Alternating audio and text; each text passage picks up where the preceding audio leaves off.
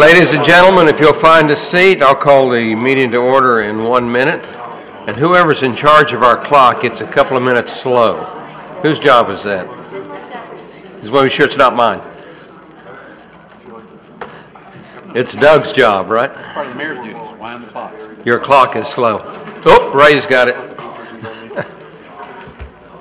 thought that was the mayor's duty, wind all the clocks in town.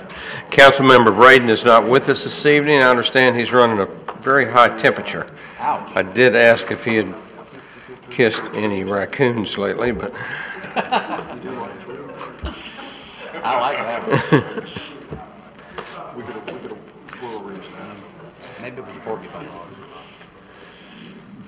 okay. Anyone that wishes to speak during the public comment section on the agenda items, please fill out a blue card. On the public hearing item number 6, you do not have to have a card for that. I'll allow anyone from the audience to speak on number 6. But any of the other agenda items, appreciate if you fill out a blue card first. And I think we're legally on time. I'll call the August 21st, 2017 regular meeting of the Destin City Council to order. We have Reverend Barry Carpenter with us tonight from the Destin United Methodist Church. Would you please come up and lead us in an invocation? Please stand. Let us pray. Almighty and gracious sovereign God, we thank you for this beautiful day and this wonderful opportunity to take care of the affairs of this city. Thank you for these people who serve this city and do it well and with their hearts. We thank you for the world we live in. It's an incredible, beautiful world. We witness that today as we see sun and moon align. And you teach us so much. Day unto day utters speech, and every night utters knowledge about you. Thank you for this beautiful and incredible world. Life is indeed beautiful as a result of your wonderful love and grace. I pray, God, that you help us not to let the big things in life, the important things, be eclipsed by little insignificant things.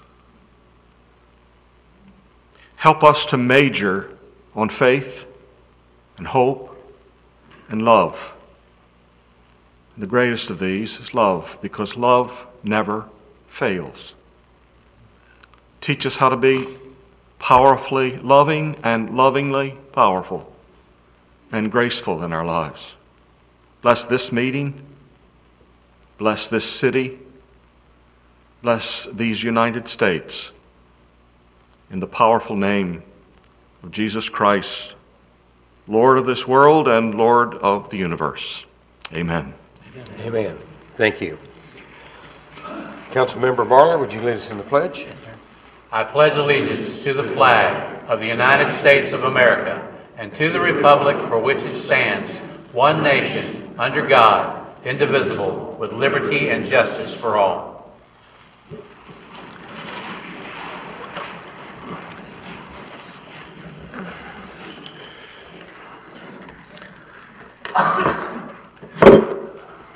I'd like to approve the agenda. I believe we have a request for one change. Councilmember Dixon? Yes, Mr. Mayor, if I could, I'd like to see if we could move number 7 to in number 4 spot. Captain Harold Staples is with us tonight, and I don't know if he's feeling all that well, and I wanted to try to get him out here as soon as we could.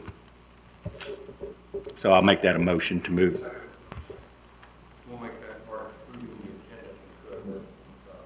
We'll approve the agenda with that one item. Any other changes? Any other council member have to change? Yes, sir. Under item 4, city manager report, I would like to add item D for announcements, please. Excellent.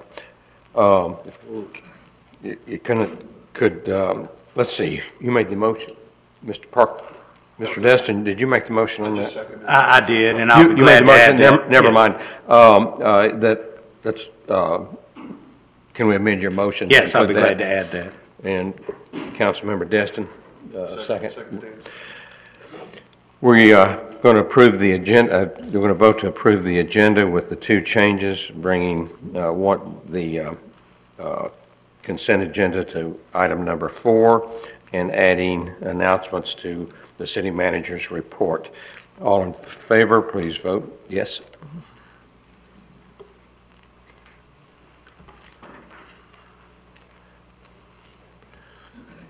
Mr. Foreman, you didn't show up.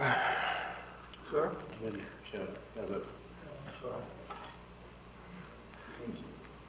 He's been engrossed in that. Unanimous, yes. Agenda is approved with the two changes.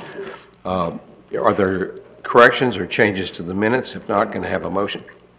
So I'll make that motion, Mayor. Second. I have a motion. I have a second to approve the minutes as written. Any discussion? No discussion? Excuse me. Please vote to approve by voting yes.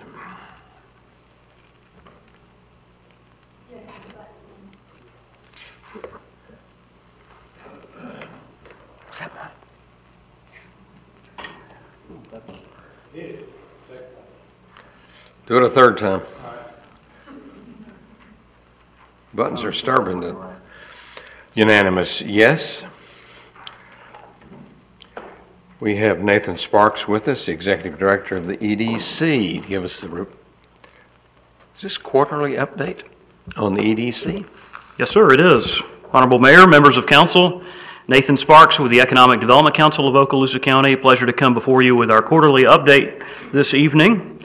So since I was last before you, it's been a very busy time for the EDC in terms of marketing our community.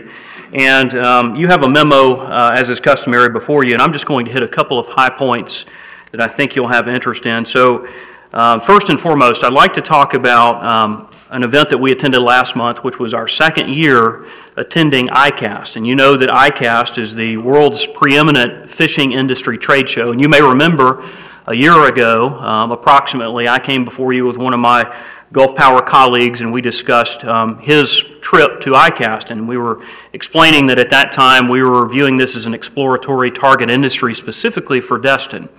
Given our city's reputation as the world's luckiest fishing village and the fact that we do have such a large presence of the fishing industry already with our charter fleet, the idea was to identify a way to parlay the awareness that we already have among that sector into an economic development strategy that branches beyond what we have at present. So specifically looking at opportunities to attract fishing equipment manufacturers, rods, reels, and the like, R&D companies who can take advantage of the opportunity to utilize the Gulf and the Bay and all of the various tributaries for research and development of their product, the opportunity to establish relationships with our charter fleet for the R&D of their products. The list goes on. And you know we have a surplus of available office product here in Destin. We've talked about that before. This is also a way perhaps to attract sales offices for the fishing industry. Sales offices could be used, of course, to draw people into our community, customers for these companies, and then in turn, in a matter of minutes, truly,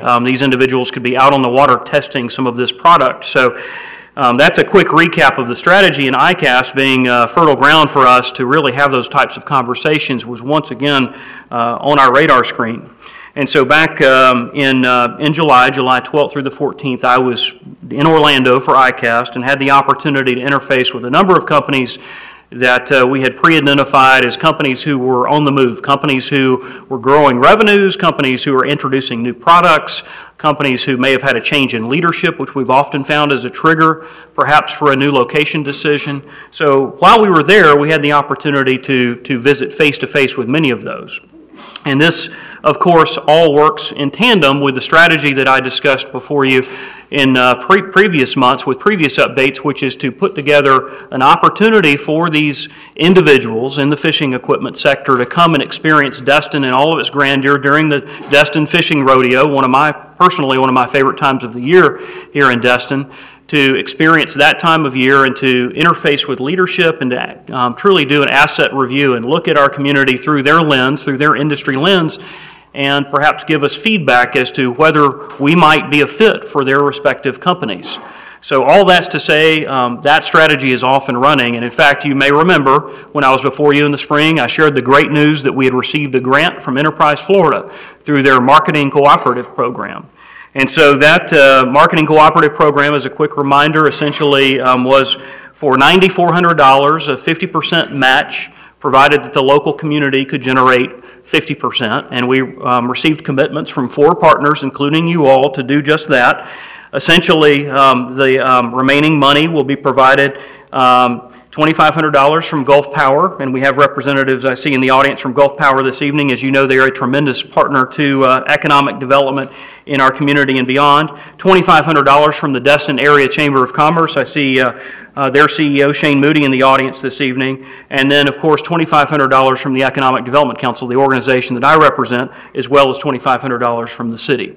So all that's to say is we're looking at an event that will have a budget of roughly $20,000 when all is said and done, that will be a 2-3 day event, and I say 2 or 3 depending on when our guests arrive. And what I would like to do now is, if it's acceptable, Mr. Mayor, I'd like to pass down some itineraries that we have developed working with our partners that will allow you to get a better feel for how this event will flow. Is that okay? Ray, you want to take those and pass them out? Okay.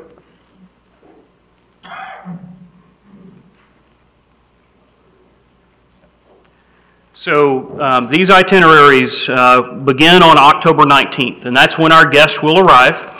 We right now have a guest list that's been developed, again, looking at companies that might be a fit, that don't have a presence, in many cases, in the southeast U.S. At this present time. Many of the companies that we've targeted are companies that are in high tax states. It's surprising to see that many of them are based in states like California. In fact, it's also surprising to find that many of them have their facilities nowhere near deep water.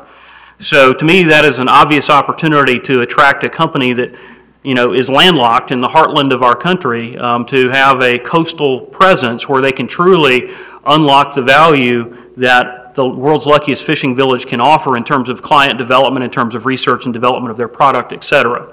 So the itinerary that you see before you has been developed in partnership with the partners that I've referenced. The itinerary is designed, of course, as I've said, to showcase our community. Again, during the Destin Fishing Rodeo, so you'll see that having them present at a weigh-in is part of that process, but we're also going to interface with other industries in this community. We have companies in Okaloosa County that could be partners to them, could be suppliers to them, companies doing precision machining, companies doing a host of things that could be good future customers or suppliers to them. So we will be interfacing in that regard. We'll be looking to connect them to some of our academic partners that could be partners in their workforce development. We're putting together panels in that regard. So it's all coming together very nicely at this point. We've already had this invitation, by the way. The mayor signed an invitation letter that went out to our invitees just this past week. And the idea was we sent a save the date card earlier in the summer to get this event on their radar screen, and then the idea was to follow that with a specific invitation letter signed by the mayor, signed by the chairman of the chamber, and signed by the chairman of the EDC. That letter also included the itinerary that you have before you, and those letters went out again to our targeted invitee list, many of whom, again, I had the opportunity to see in person at ICAST in July. The good news for us is many of those that I talked with at ICAST had already received our letter, or already received our save the date card, and mentioned that they were looking forward to getting the final invitation, which they should now be getting. It should be hitting their mailboxes, in fact, over the next couple of days.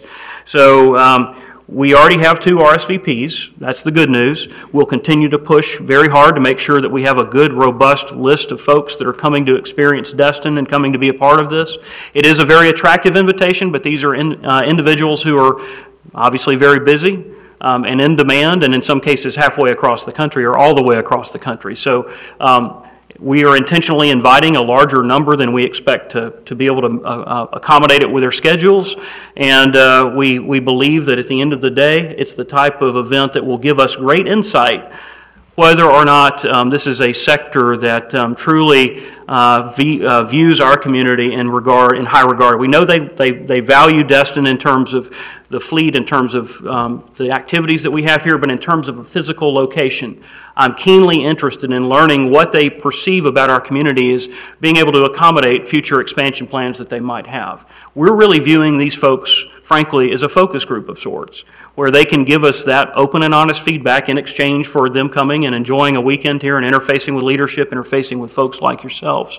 So again, we're pleased to be at this point of the process, and we certainly thank you for your support thus far. More to come certainly as we get further into the agenda itself in terms of the itinerary for the event. We will have opportunities for each of you to plug into various aspects of the time that will be allocated to this event, and certainly look forward to having you participate.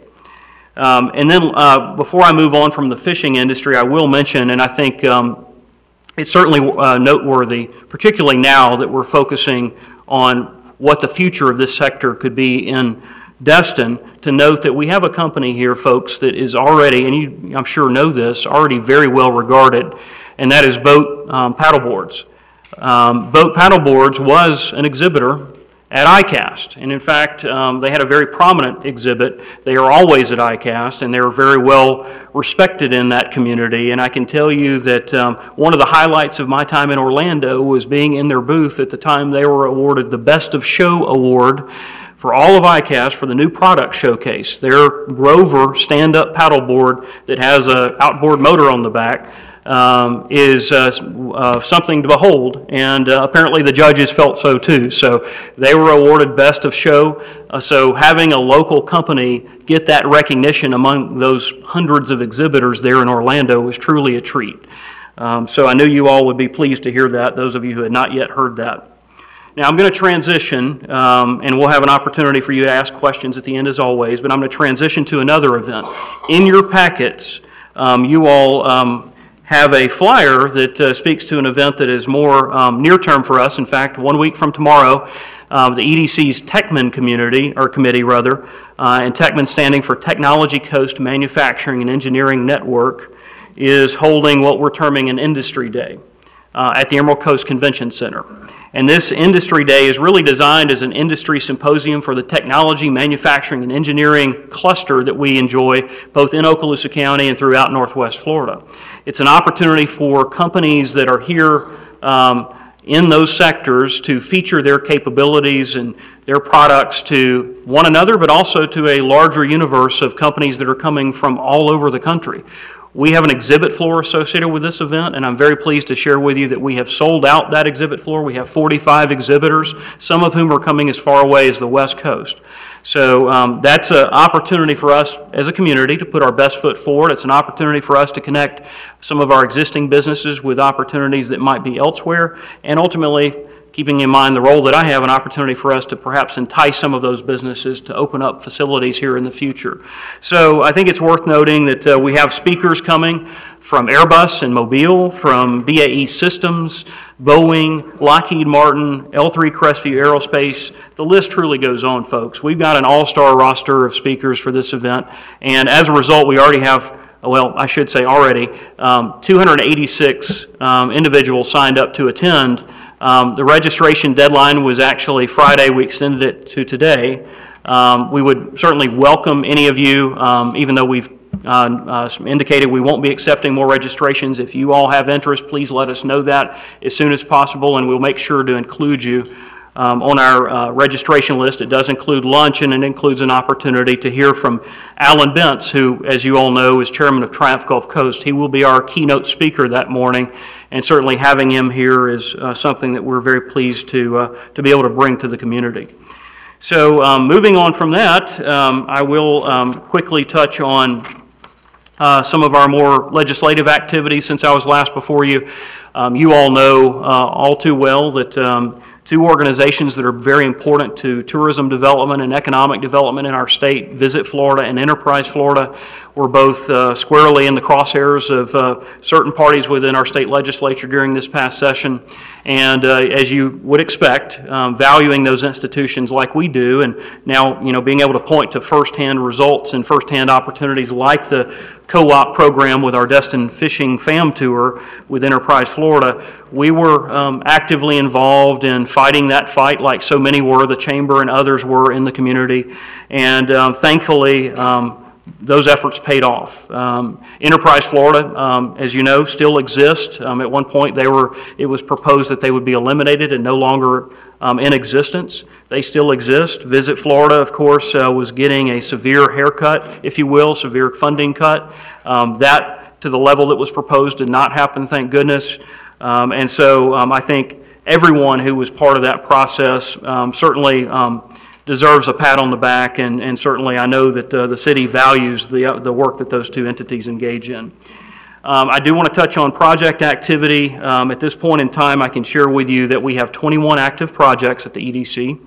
Of those, 2 are expansions of existing Okaloosa County operations. 11 of those are opportunities that we generated ourselves, that were locally generated. And what I mean by that is we receive leads or prospects from a variety of sources, Enterprise Florida, of course, being one, our utility partners being another. But 11 of those came by way of our own business development efforts, whether it was at a trade show like ICAST or whether it was, calling on companies in various markets where we know clusters of companies exist that might be enticed to come our way.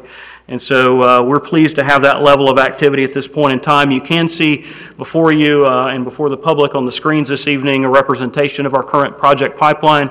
Roughly 52%, more than half of our 21 projects are in the manufacturing sector. You know that that's been fairly typical here in the past couple of years. Aerospace and defense. We put a lot of emphasis on that sector, as you know, for obvious reasons, and certainly the Techman Industry Day is evidence of that, but we also engaged in some marketing activity geared toward aerospace and defense back in the late part of the spring, early part of the summer, with 2 specific trade events where we had the opportunity to generate some good discussions.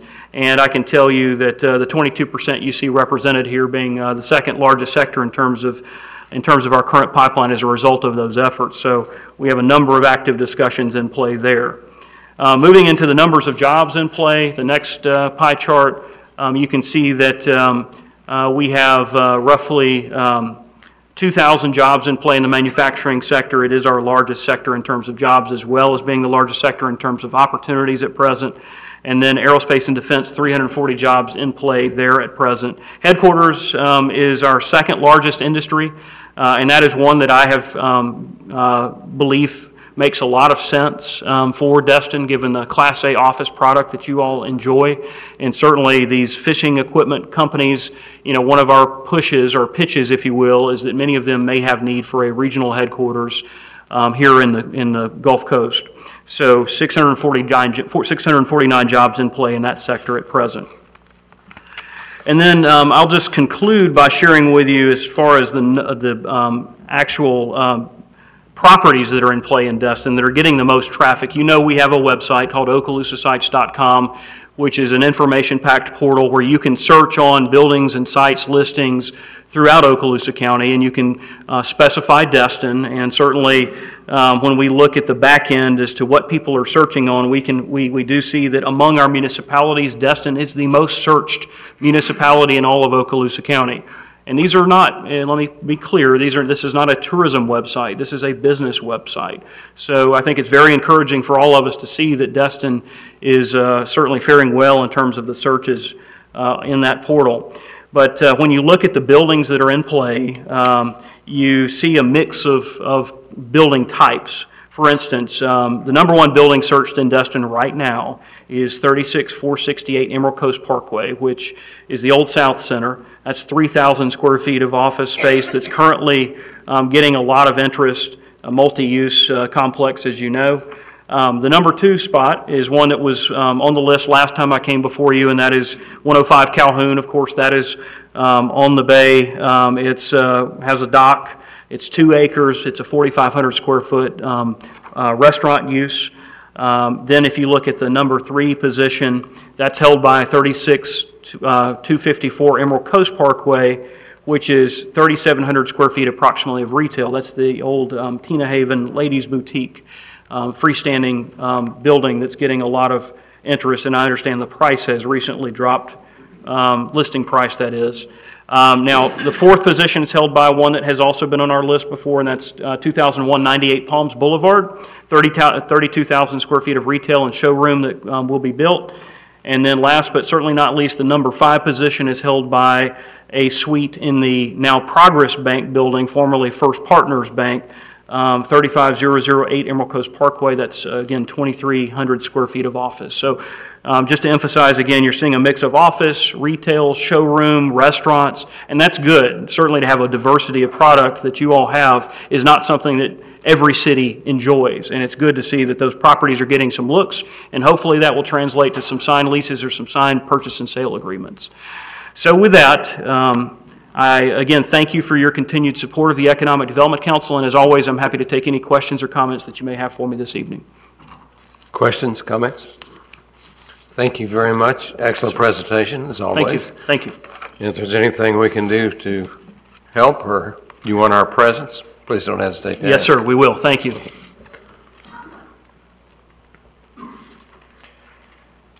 The CEO of the Chamber of Commerce, Shane Moody, who's no stranger to this organization, is going to make Destin Forward class presentation. Thank you, Mayor, Council, for allowing us this opportunity. It's good to see you all.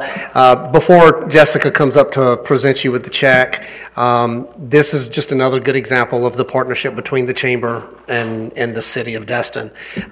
With this Destin Forward Leadership Community Education Program has been in place now for 10 years, or the class that we've got now is our 10th class. The city has had multiple employees go through it. Doug Rayner has been through it. Karen Jankowski. Doug's actually on our advisory committee. Several people from the Recreation Department have been through it. Sherry from the Recreation Department went through it this past year. But they raise money. The project, I'll let Jessica tell you about it when she comes up. But I did want to introduce Jessica. She is from Destin Commons, and she was the Leadership Award winner voted on by her class. And she's going to come up and, Mayor, I think, call you down so that she can present you with the $5,000 check.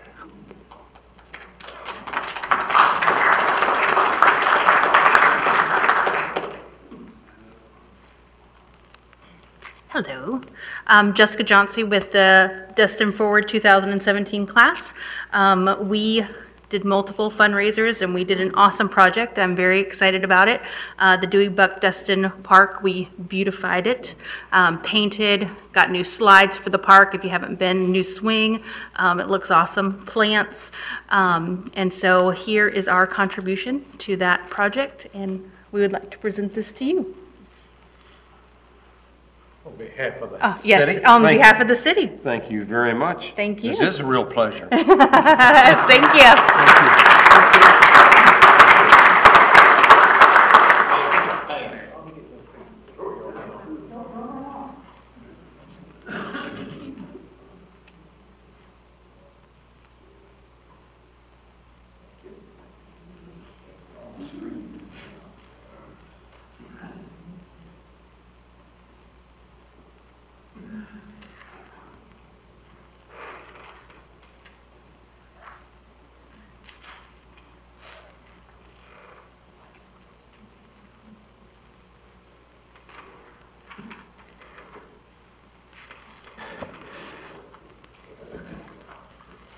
We're now due for our public comments section on all items, and we're going to begin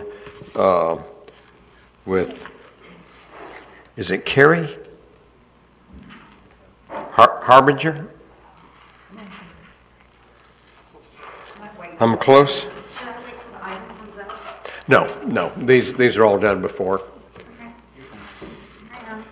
Again. And you're going to speak on 8E. Carrie Harbarger, Spring Lane, Destin. Thank you for hearing me.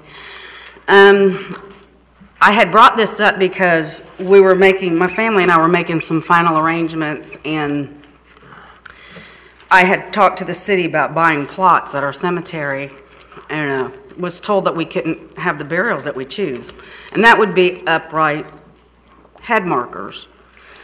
I know some people would prefer them, and some people don't, but veterans appreciate them.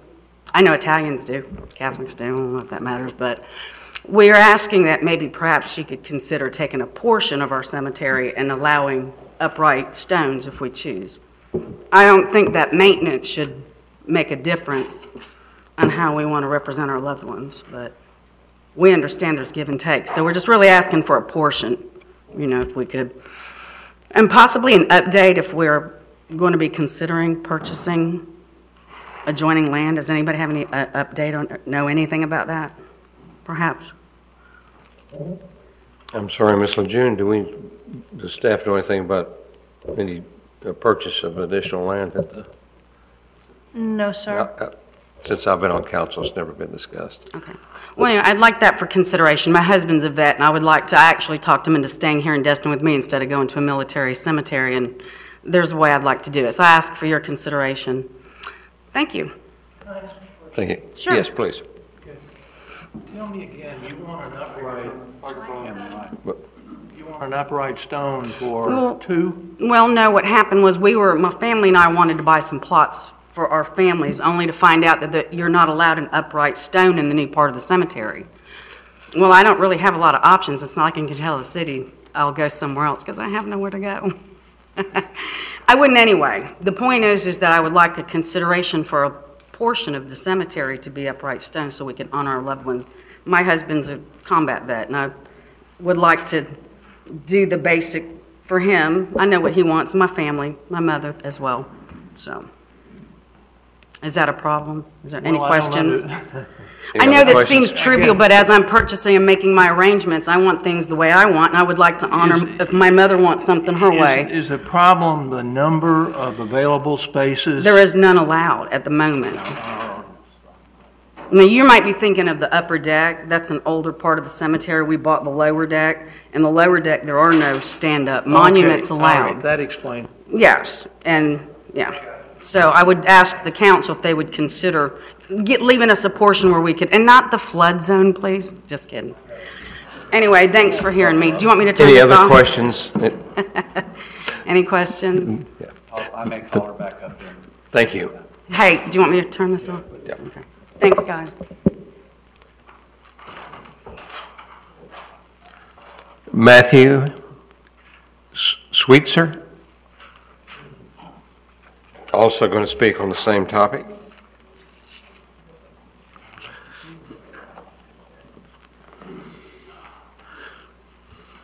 Hello, I'm Matthew Sweetser, and on the same subject as Carrie about the headstones, just only having the option of the plaque. You know, like myself, I'm Greek Orthodox. I was born and raised in Destin, and I will not be cremated. I will be buried in the cemetery.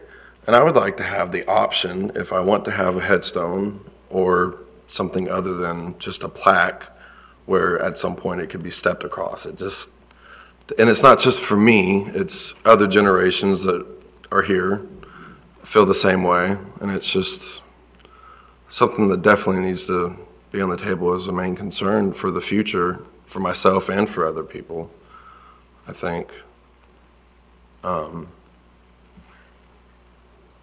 Thank you. Oh, thank you. Any questions? Lee Moore?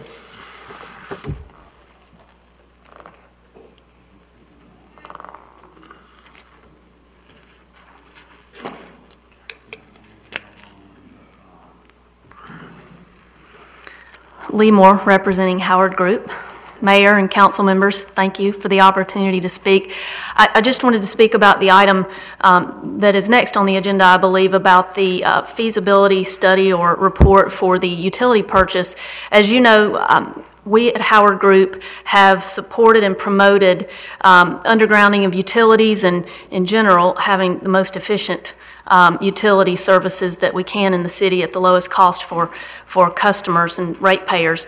And but certainly an emphasis on undergrounding. And so we are reviewing the report, and I know that you all are as well. And our only recommendation for this evening is that that you take your time to study this and give it the review that it deserves. It's a complex issue, and it's also what we feel is an incredibly important opportunity for the city.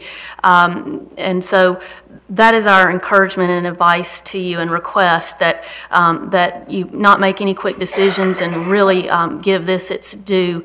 And we are just, we're anxious to hear more tonight and to learn more along the way, but appreciate you all taking the step to get this study or report done. And again, we just think it's one of the very most important issues for the city ongoing to be sustainable and into the future and to have the growth and improvement in the city that we need. Thank you. Thank you. Questions, comments? Thank you. That concludes the public comments section, and we have moved the consent. There's only one item on the consent agenda tonight. Mayor, I make a motion to approve the consent agenda as presented. We have a motion. Do we have a second? Second. Have a motion, second. Any discussion? If not, I call for the vote.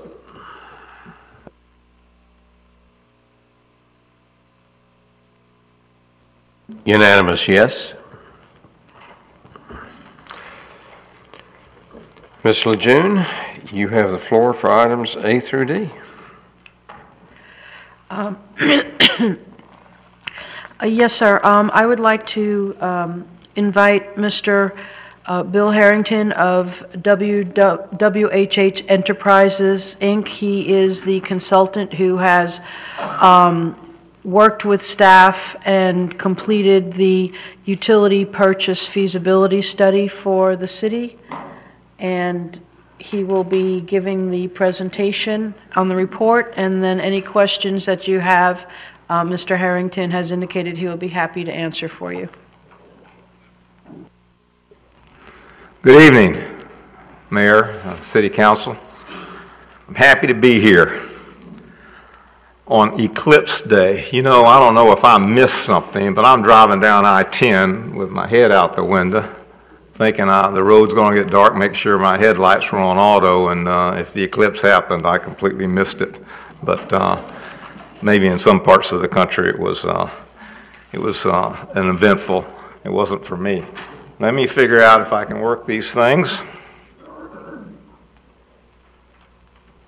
There we go. Although I've dealt with your city manager and Webb Warren frequently, I have not been before y'all. I want to spend a minute just letting us know who we are. I'm Bill Harrington. I have a degree in engineering, got an MBA at Rollins, and I've done some graduate work in finance at the University of Central Florida. Take these glasses off. I'm a registered professional engineer in Florida. I retired from Orlando Utilities after 27 years. My last position there was Senior Vice President of the Electric Business Unit. Orlando Utilities is a city-owned municipal utility. We had both water and electric. I ran the electric side of it. And when I retired, we had about 120,000 customers. And since then, since the last 20 years, I've been doing some consulting, not full-time, but more than my wife wants me to do. My partner on this engagement is Jerry Warren. He's got a Bachelor of Science degree in electrical engineer. He was 13 years at Gainesville Regional Utilities. Gainesville GRU, as we refer to it, is a prominent municipally owned utility in the state of Florida. Importantly, Jerry, he worked his way through the positions there, but he retired as the general manager of GRU, Gainesville Regional Utilities. Gainesville was a water, wastewater, electric, and natural gas utility. Since then, he's been consulting. Y'all probably aren't familiar with R.W. Beck or RMI, but they're both international consulting firms.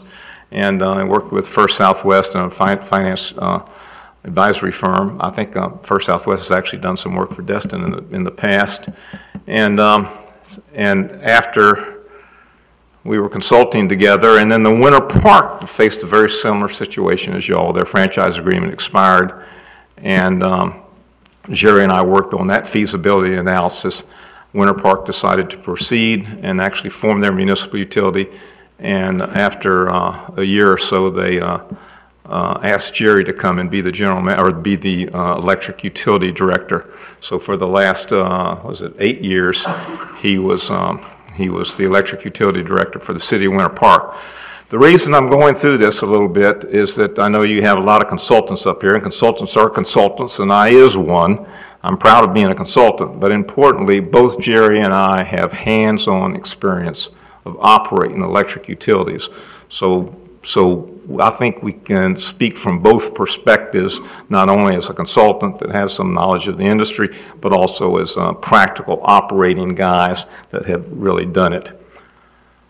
Why are we here? The city's franchise agreement with Gulf is expiring, and as you all know, the franchise agreement gives you the right to purchase the facilities.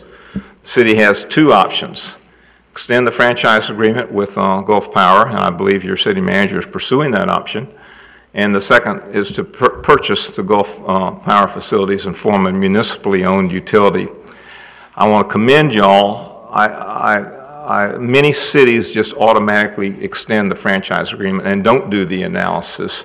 And I want to commend y'all. Every option has value, and I want to commend y'all for deciding to explore this option regardless of which path you take. It was very prudent of the city. And anyway, they put out a RFP. I responded to it and was fortunate enough to be awarded the job. So the purpose of today's meeting is to present at a high level. Your city managers asked us not to, y'all have got copies of the report. It could be a long and tedious meeting if we went through that report. But I trust y'all have reviewed it, and if there's any specific areas y'all have questions on, certainly Jerry and I will be happy to respond to. But so this presentation is just high level. It's not going to get into the details. And the outline of the presentation, as you see there, is we're going to discuss the severance and reintegration, a very important part of the analysis. We're going to estimate the purchase price. You know, that's the big number. And a lot of people are, particularly people not in the industry, have great concerns about, gee whiz, we don't make power. Where are we going to get our power from? We've addressed that. And we've also prepared a 20-year financial pro forma. So that's going to be the outline of our presentation. First, just a little perspective. If the city, this is based on my estimates, if the city of Destin formed an electric utility, you would have about 15,600 customers and a peak load of 78 megawatts. Now, I know megawatts probably doesn't mean a lot, but and certainly retail sales of 333,000 megawatt hours doesn't mean a lot. I want to put it in context of what exists in the state of Florida right now. There are 34 city-owned electric utilities in Florida. If Destin should form one, it would be the 16th. In other words, it'd be right in the middle of the group. There would be 16 of them bigger than you, and there'd be 16 of them smaller than you about. Nationwide, there are 2,009 city-owned electric utilities. The average size, incredibly, is 2,000 customers. Remember, I suggested y'all would have about 15,000. So, you know, some people may say, well, gee, we're too small to do this. Well, some people may have that opinion, but certainly the evidence of the industry said there's a lot of little cities out there, a lot smaller than y'all, that are doing a decent job of it. In fact, Destin would be larger than 88% of the city-owned electric utilities in the United States. So let's go with our outline, severance and reintegration. I'm happy to introduce my partner here, Jerry Warren. He's going to talk about severance and reintegration.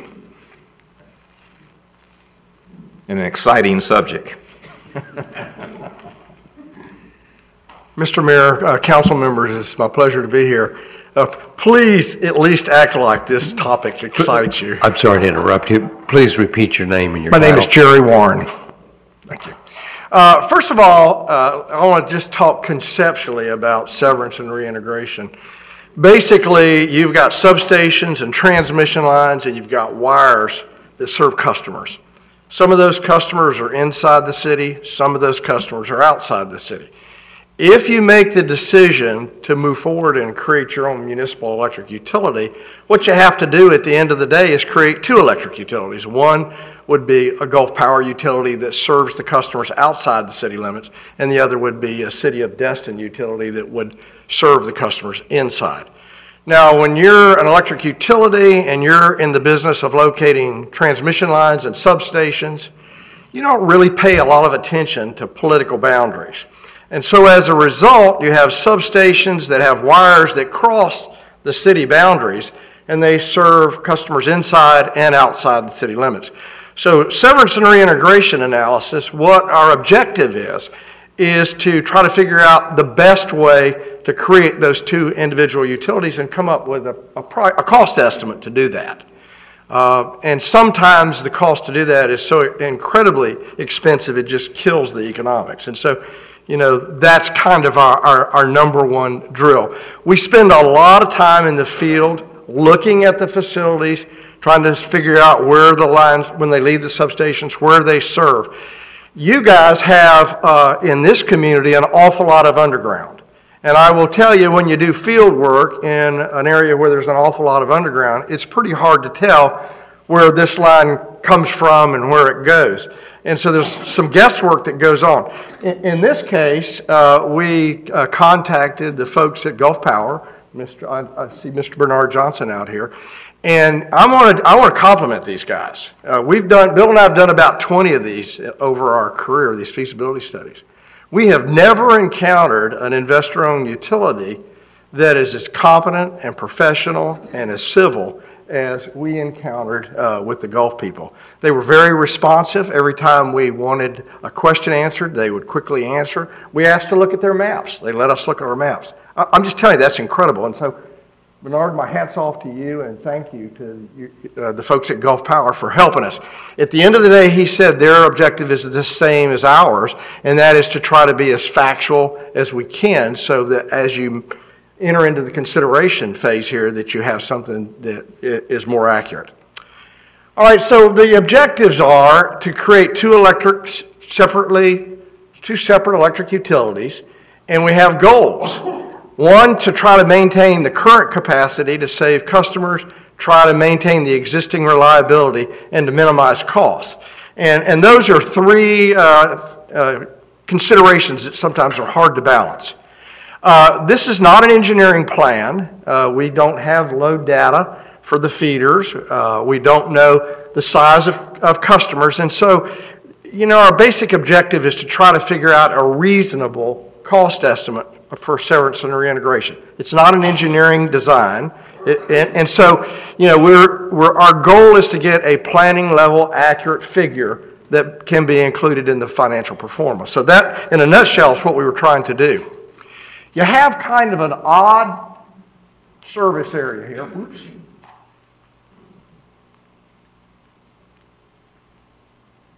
It's a long, narrow rectangle. And I would tell you from an electric utility point of view, that's difficult. Generally speaking, substations feed out radially in all directions. And where feeders come close to each other, there are switches where you can back up. Usually there are switches with adjoining substations. And so there are these network of distribution lines that are connected to other distribution lines from the same substation and also distribution lines from other substations. The reason that you do that is if there is an outage, it allows you to do some switching in the field and get service restored to your customers as quickly as possible. In this kind of configuration, it's pretty hard. There's 4 substations that serve inside the city and immediately outside the city. You see the Destin substation over here. The green area is inside the city limits. The Destin substation mostly serves inside the city of Destin. You have the Henderson Park substation here, serves some customers inside the city and all this area up in here outside the city, north of US 98. You have the Crystal Beach substation down here, similar to the Henderson Park substation, serves customers inside the city and a lot of them outside the city. And you got the Miramar substation way over here to the east, mostly serves customers outside the city, but depending on how Gulf has it switched, can actually serve this area in the edge of the eastern side of the city. So at face value, when you look at this, and by the way, some things that Bill and I have done a bunch of these, some of the things that we assume is there are a lot of creative solutions. We've seen situations where a feeder out of a substation belongs to a city. It serves the city. We've seen where I did my stint at Winter Park, substation was split down the middle. Part of it was retained by Progress Energy, now Duke. Part of it was taken over by the city of Winter Park. A lot of ways to skin a cat. When you look at this picture up here, and basically what Bill and I ultimately concluded is that the best strategy is for the city to own the Destin substation. It largely serves customers inside the city limits. This area up in here is an awful lot of Gulf customers and a lot of growth opportunity for Gulf outside the city of Destin. And the logical place for that to happen is the Henderson Park substation. So our recommendation, at least for the severance and reintegration analysis, is that Gulf would retain the Henderson Park substation. The Crystal Beach substation, again, serves up in here outside north of 98 and also this large area within the city. We think it makes sense for the city to acquire the Crystal Beach substation, and then the Miramar substation largely serves east of the city boundary and also can serve this area north of 98. That gives Gulf in this area 2 substations. It gives the city 2 substations. It gives you the ability to back up customer load if it's necessary. And I think from our point of view, trying to come up with a strategy that we believe does the least to deteriorate Gulf's ability to back up their customers, we saw that as a positive to this particular strategy. So our conceptual plan is that Gulf retains all the transmission. We don't believe there's any value to the city for you to acquire the high voltage transmission lines. It's expensive. It requires a different set of skills to operate and maintain. There are fairly significant Federal Energy Regulatory Commission regulatory responsibilities that go with that business. It's a part of Gulf's integrated transmission system. They've got to treat you as a transmission customer the same as they treat their own customers. So there's real no advantage and a lot of disadvantages for you to be in the transmission business. So we presume that the best strategy is that Gulf would retain their high voltage transmission. The city would purchase the Destin and Crystal Beach substations, and Gulf would retain the Henderson Park and Miramar substations. We believe the best strategy is for you to purchase only the distribution portion of the substation. Basically, there's 2 parts of a substation. There are these step-down transformers, and everything is primary distribution voltage beyond that, 12,000 volts. On the high side would be their transmission voltage. And usually, the point of ownership change would be at the high voltage bushings on the transformer. We would recommend that Gulf would retain the high sides of the substations. We did that in Winter Park. We put a fence line right down between the high voltage and the low voltage sides, and yes, it's workable. And there would be, you would only purchase the distribution facilities necessary to serve customers inside the city of Destin, and then Gulf would retain distribution facilities, and we may have to construct some additional facilities so they can serve customers outside the city limits. Number of things that we look at, and I'm going to jump back to the map just real quickly. You got a lot of water on 3 sides, and when you do severance and reintegration, that's a good thing, because severance and reintegration gets complicated when the power lines cross the boundaries. Well, on the north side, you have the bay, you've got the pass on the west side, and you got the Gulf of Mexico on the south side. So there aren't any power lines any distribution power lines crossing those boundaries. So that makes severance and reintegration really simple.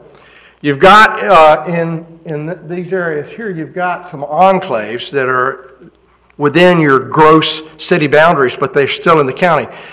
In accordance with your franchise agreement, Gulf would retain the right to serve those customers. And so that becomes a little bit of a complexity, and new facilities have to be constructed to be able to create those 2 separate utilities. And so we've estimated the cost to do that. And then all along US 98, right where that boundary of the green and the pale color is, you got a host of problems because you would be serving to the south of 98 and Gulf would be serving to the north of 98. So on balance, it's pretty simple on three sides, but then when you head down 98 and you get to the east side, the severance and reintegrations issues get more complicated, and when they get more complicated, that means that they get more expensive. You know, there's a color on here that's really hard to see.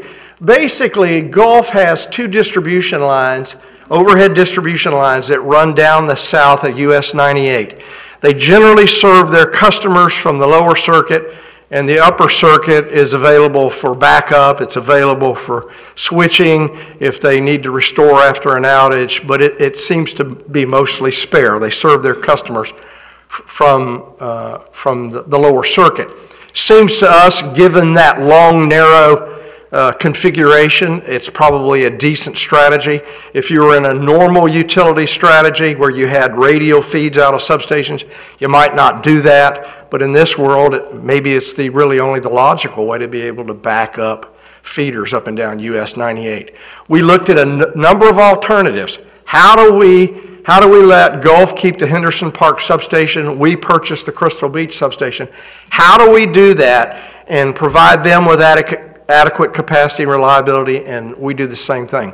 We looked at a number of options, and we came to the conclusion that the simplest strategy, and certainly by far the most cost-effective strategy, is to build a duplicate overhead line on the north side of US 98, which would become Gulf's, and then you would take over the overhead facilities on the south side, which is where your customers are and where you would serve load in the future if you determine to create a municipal utility. Severance at that point becomes pretty simple.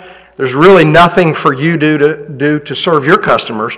You simply remove those laterals that cross the highway, and I think there's about 11 of them. I'm an electrical engineer. I've been in the electric utility industry for 44 years. I will tell you that when I drive down the highway, I see those ugly wires a lot different than you do. And the ones that catch my eye are the crossings. Those are the ones that I view as obstructive and the ones that you notice. So, you know, I can't tell you that we were thrilled with the concept of building duplicate overhead lines down the north side of 98. But it was by far the least expensive. It's defensible. It basically gives you the same kind of reliability that you have now, and it leaves Gulf with similar kind of reliability that they're used to having with their current configuration. And you have the area up back over here. These enclaves. We went into each of the enclaves and we said, how's the best way to serve them? Some cases we extended some underground facilities a short distance, and we included those in our cost estimate. There are 2 or 3 cases where we think customer swaps are probably appropriate. Now, what does that mean? Well, what that means is it would cost you more to build the facility to serve the few customers than the value of the customers themselves. And we did the same thing in Winter Park. There were some cases where customers, Progress Energy, now Duke, would require the construction of long and expensive facilities to serve them. And then there were some other customers that were immediately adjacent to Progress Energy's facilities, and so we just swapped customers to avoid expensive construction. You've got some in the enclave areas where that probably makes sense. But we went through the enclaves and we estimated, you can see the details of that in our report, about $375,000 in the enclaves. The cost to serve the customers between Airport Road and Henderson State Park south of 98 is about $300,000. And so you got about, it's $200,000. $575,000 basically handles the severance and reintegration that is west of the Henderson Park substation, and that includes the enclaves. To build the duplicate double circuit on the north side of US 98, we estimated to be about $1,075,000. There's another $160,000 or so of severance and reintegration costs that we've estimated would be included along US 98. So in total, it's $1,650,000 of severance and reintegration. Now, that sounds like a lot of money, but I think you'll see when we get to the pro forma figures in a few minutes, it's really a fairly small number. And one of our major responsibilities in this was to answer a question, and that is severance and reintegration, does it create an obstacle from the financial feasibility point of view? And our conclusion was, no, it does not. There are some troublesome issues. The most logical plan for US 98, as I mentioned, is to build this double circuit line down the north side. And so that means you've got double circuit down the north side, you've got double circuit down the south side. That's fairly inconsistent with your long-term objective to become more of an underground utility. If you determine to move forward with this strategy, then as a part of your capital planning, you will have the ability to make those kind of decisions. The good news is it eliminates the overhead crossings. I think there's 11 of them. It's a least cross strategy by a significant amount.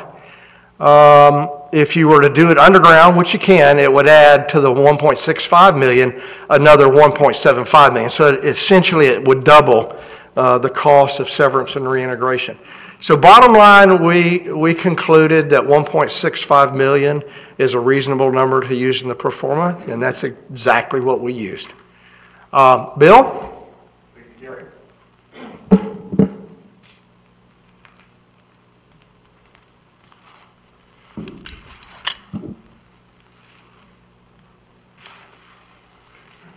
I was already there. Okay. The next thing, and probably the biggest number in the report, is what is it going to cost to buy this system, and it's going to be the most contentious area. As you know, if you proceed on this path, the franchise agreement calls for arbitration, which basically is almost a legal trial where they do that. My job at this first phase is to come up with a ballpark estimate of what it would cost. It's not nearly as complete as what will be as the process you'll go through on the arbitration. But anyway, it serves as a good estimate, and I've in the past found I've been reasonably accurate for the few times that the process has gone to arbitration. I looked at various approaches, some which will not be used in arbitration, but I look at the valuation of publicly traded companies, replacement costs, new, less depreciation. That process, as you saw in the report, is referenced in a Florida statute, although a Florida statute that only applies to condemnation. This is not condemnation, but we find it's an estimate that has been used in prior arbitration proceedings. There's been a recent arbitration, which is a process that I was involved in with the city of Bushnell. They had annexed a bunch of territory, and their franchise agreement had expired, and they had the opportunity to purchase, not a new system, just purchase the distribution system in the annexed areas. They exercised their option in the franchise agreement, and our arbitration was just recently completed in April.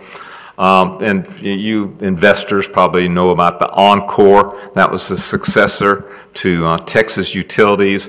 It's been going on in bankrupt. I don't know what all has been going on for years. When I wrote the report, FPL and Encore had reached agreement.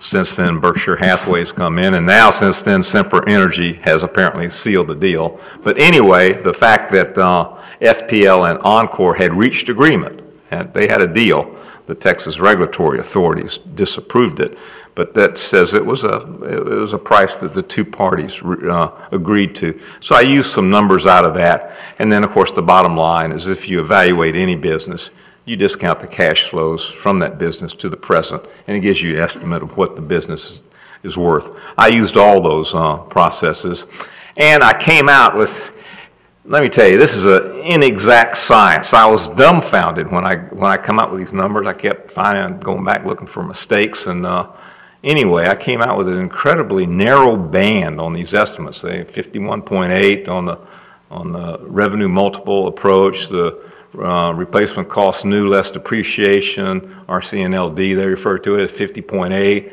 using the arbitration results of the Bushnell proceedings, came up to 49.5, had to do some extrapolation, but the FPL Encore number came 49.7, discounted cash flow came up to 51.2. Anyway, it averaged 50.6 million.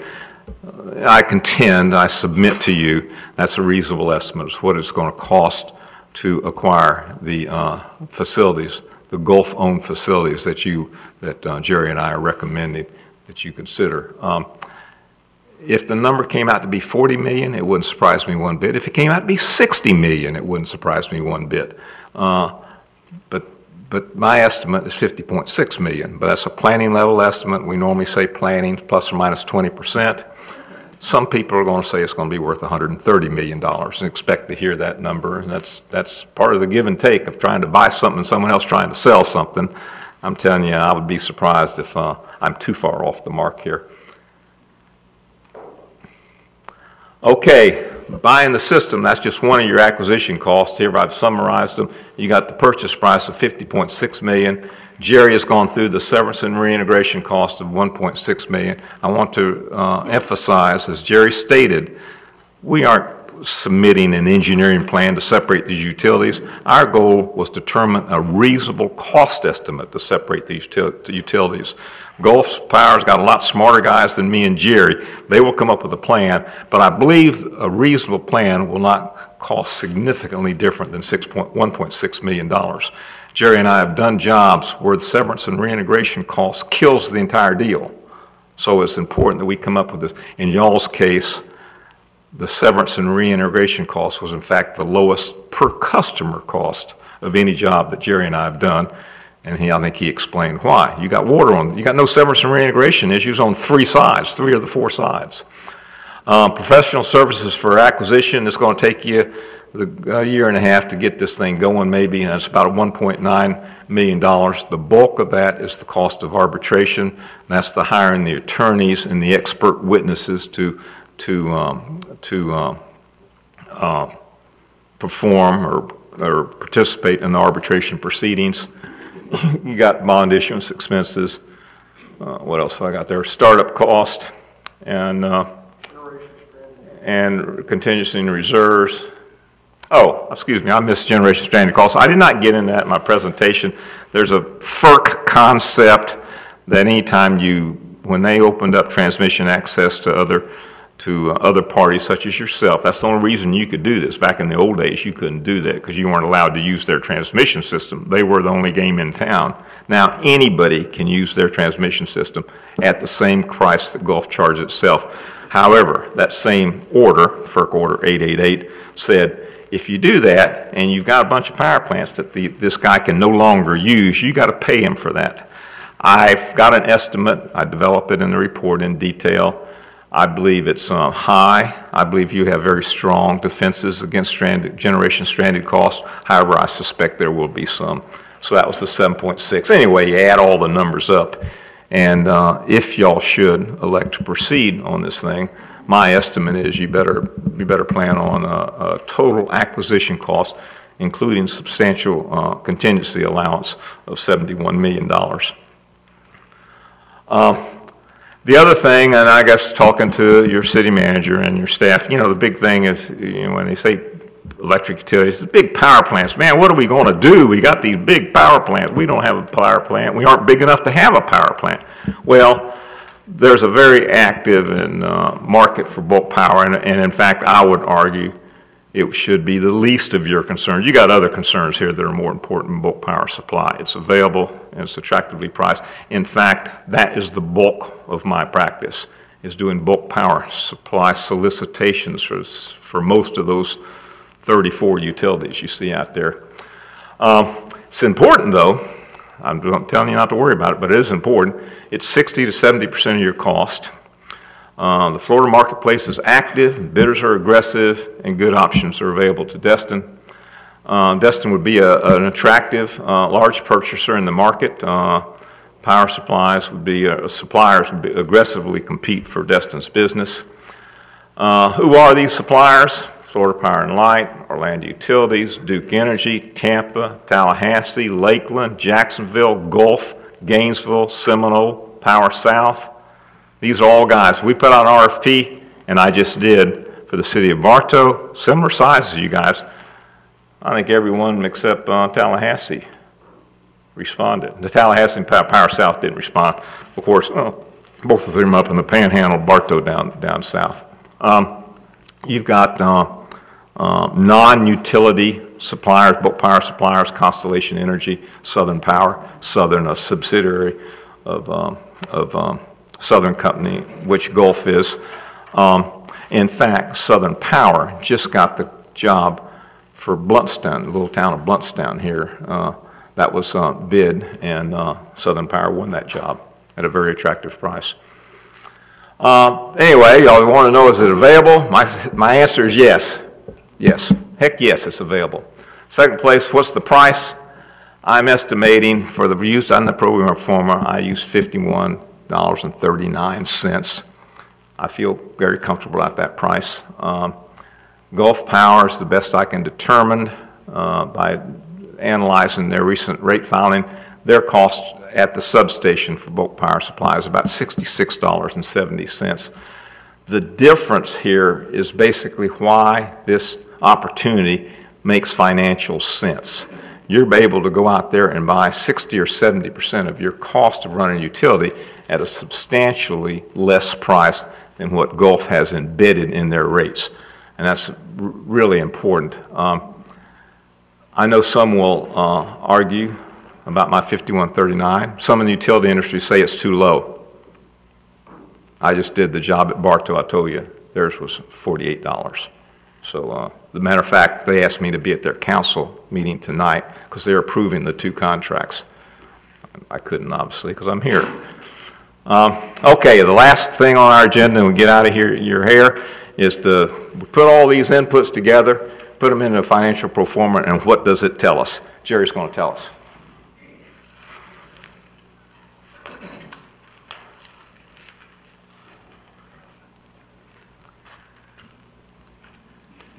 Part of our scope of work was to prepare a 20-year financial pro forma, which includes all the revenues and costs associated with the acquisition and the construction, operation, and maintenance of electric utility, and we've done that.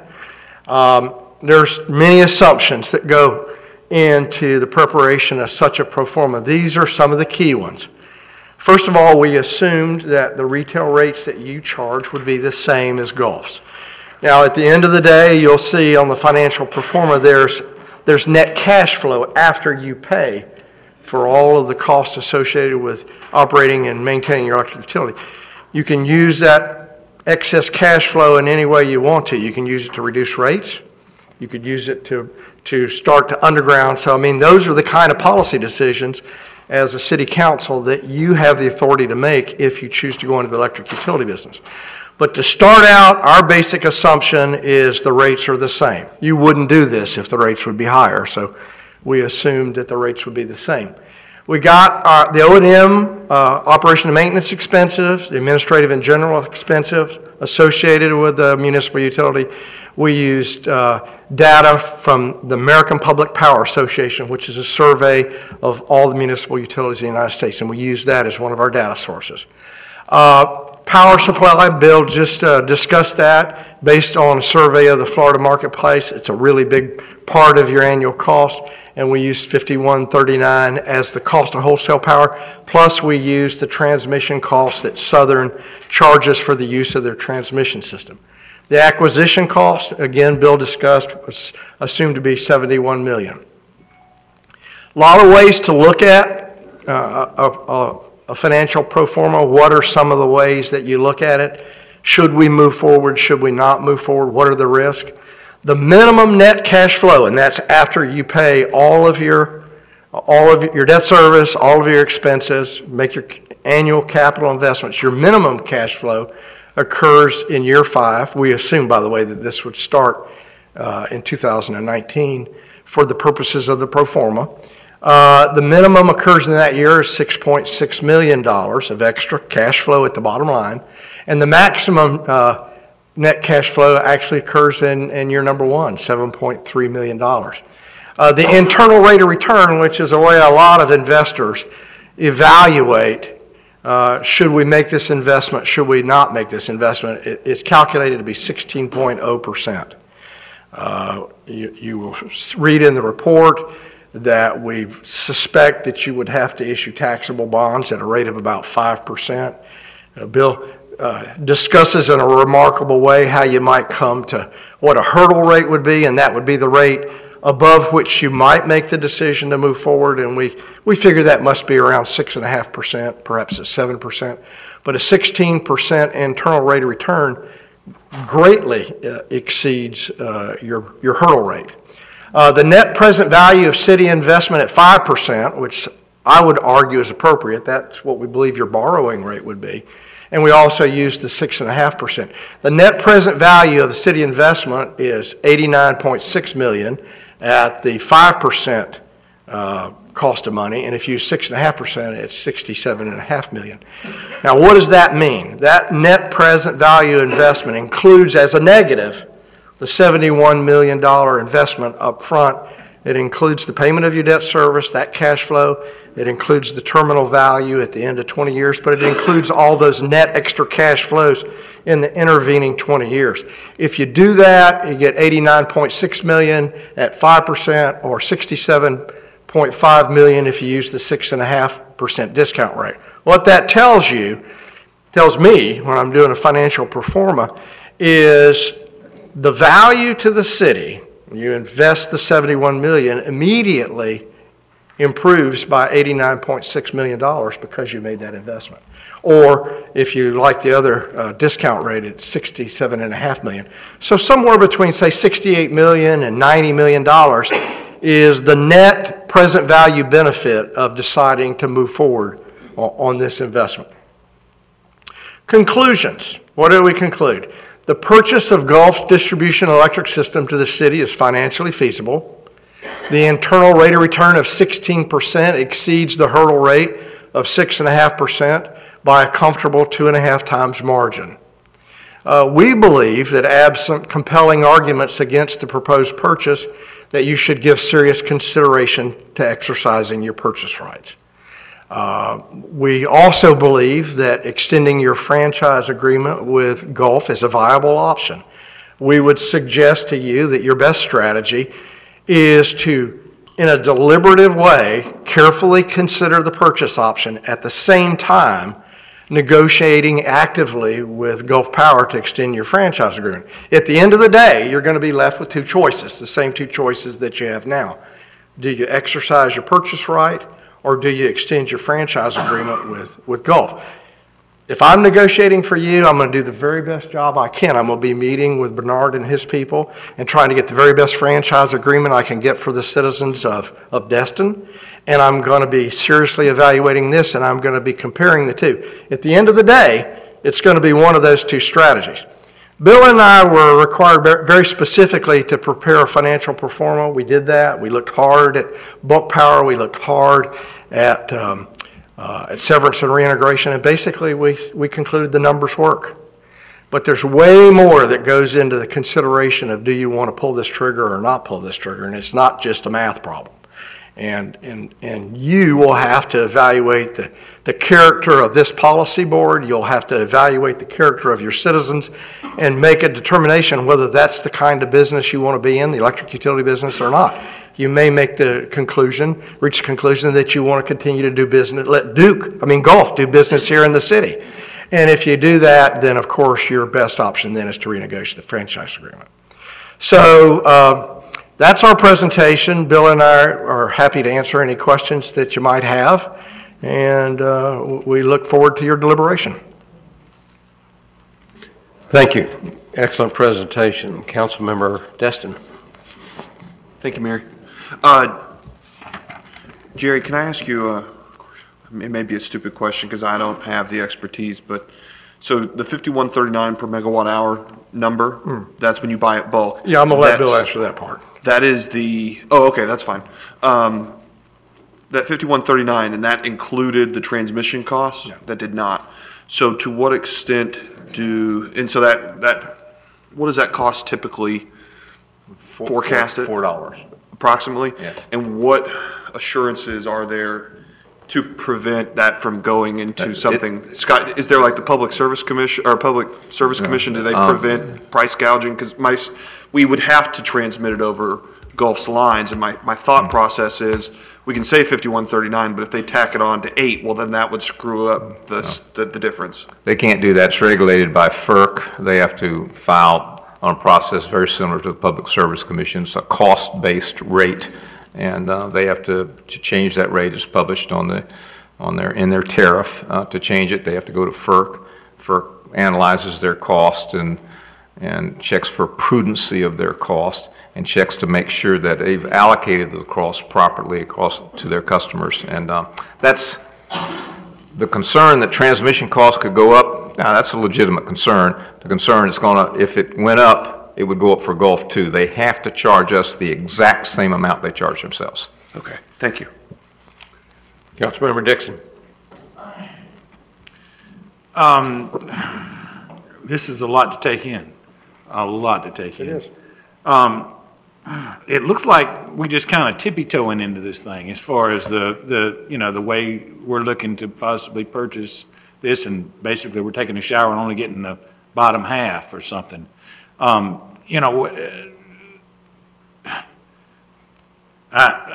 just reserve my questions for later. To be honest with you, I am concerned about going in and buying a portion of this thing like this, and I think hold on just a minute, please, and I'll let you go back to that. But I think the kind of the way it looks like to me is basically what you've done is show us how we could purchase a part of this and make money at it, there's nothing wrong with what you've done. I'm just saying that's instead of what I was understanding, because we're basically trying to get our lines underground, and we're only purchasing the low power, not the high power stuff, is that, how could we accommodate that still? We're still going to be dealing with Gulf Power to get that done, if that is the case. And to add additional overhead lines, I think would basically be going against everything we're trying to do here, to add additional overhead lines. But I won't take up your time tonight. I think what we need to do is, I think there needs to be workshops on this, and I think that this is going to be a very long discussion, and I think we should be, in my opinion, negotiating with Gulf Power right now to make sure we extend that franchise agreement. And in fact, I'd like to see it extended out a few years, to be honest with you. So I won't be here then, so y'all can deal with it.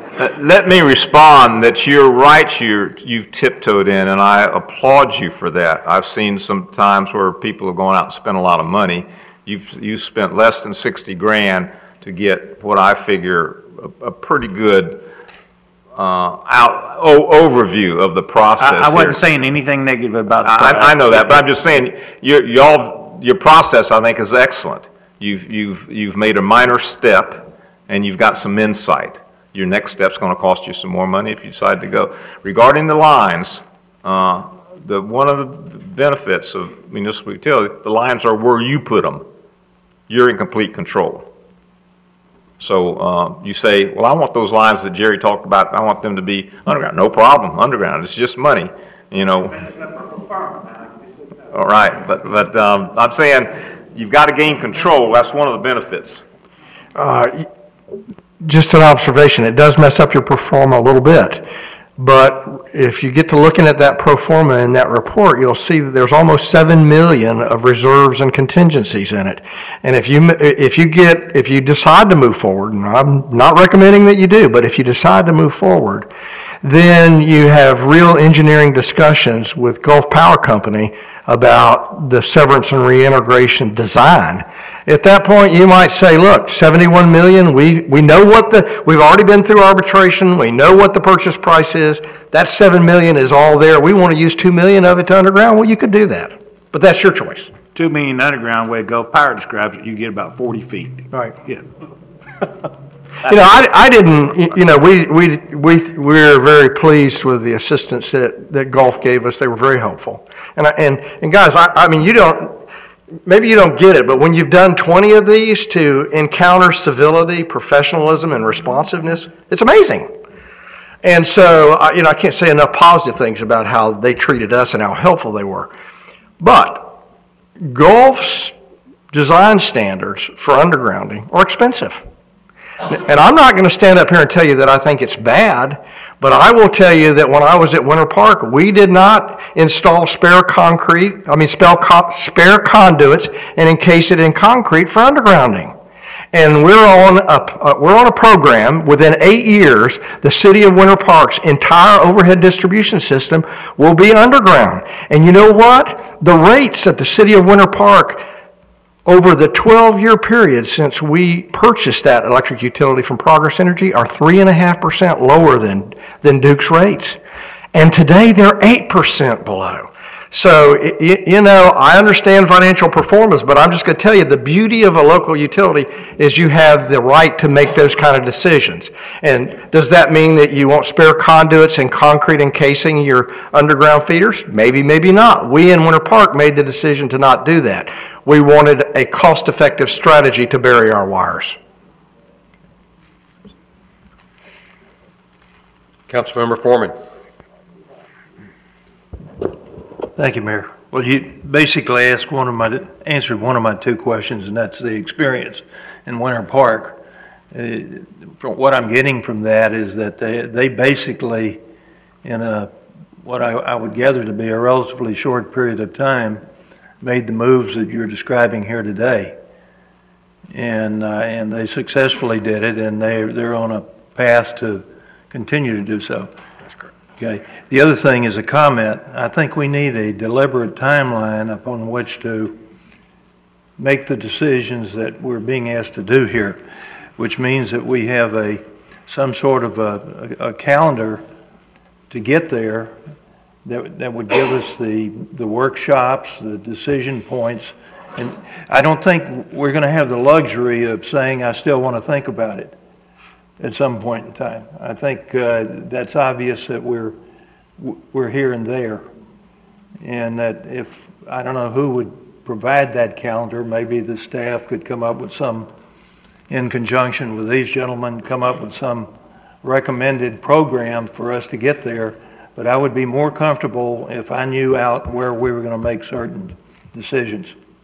Yes, sir, and we can do a calendar.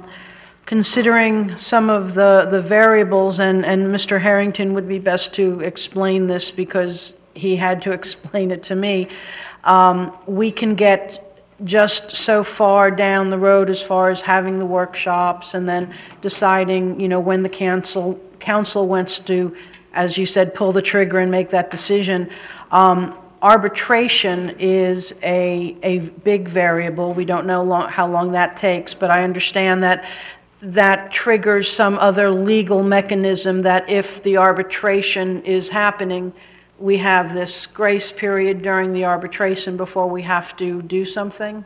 Well, the arbitration is going to last a little less than a year. Just plan on that, a little less than a year. But once you formally notify them that you're exercising your purchase option, all the clocks all stop, and then they go through this arbitration process. So you will have to make a decision to proceed with arbitration. It's a big decision. It's $1.5 million decision.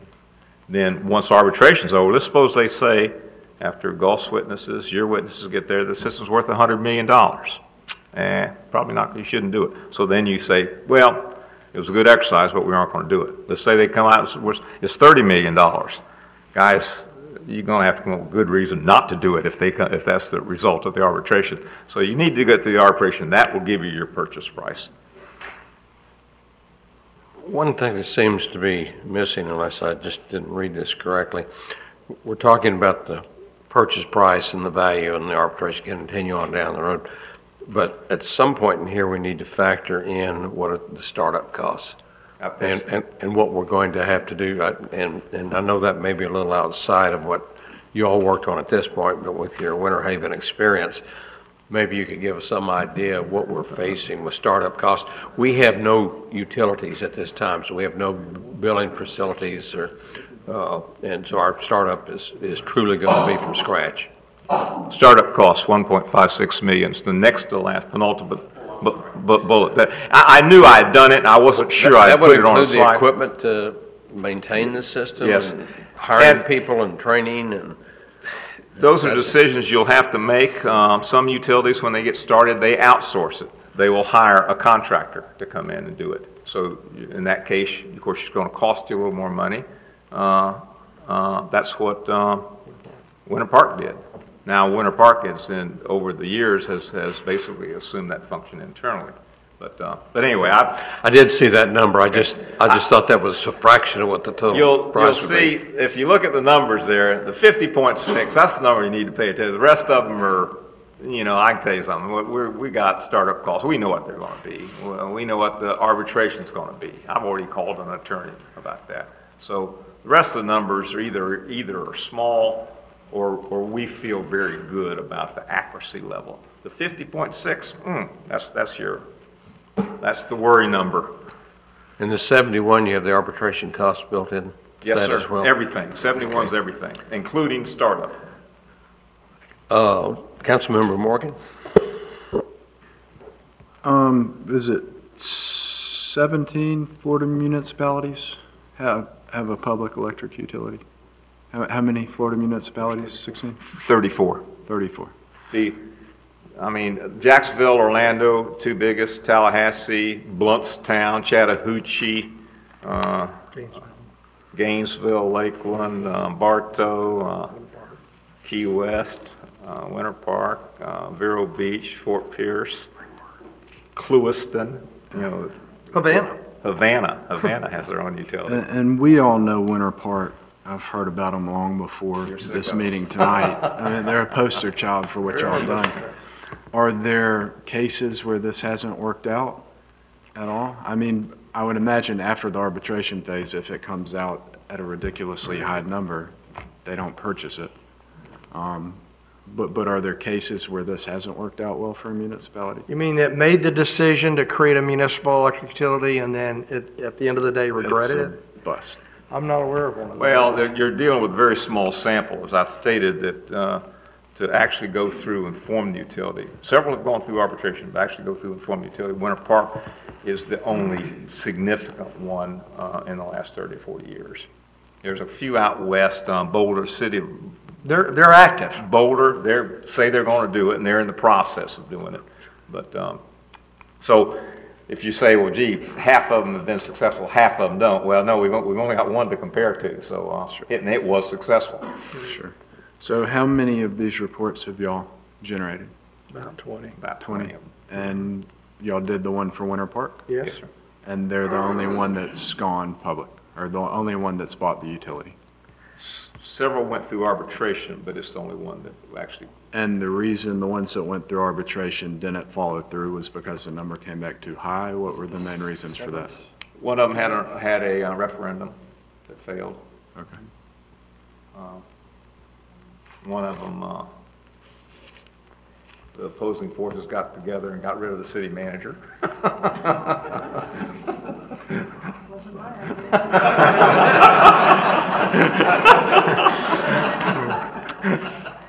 If we could, let's take a 5-minute break, and if y'all will stay close, we'll continue. You want to stay here? Yes, sir. Please, if you don't mind. You need to get out.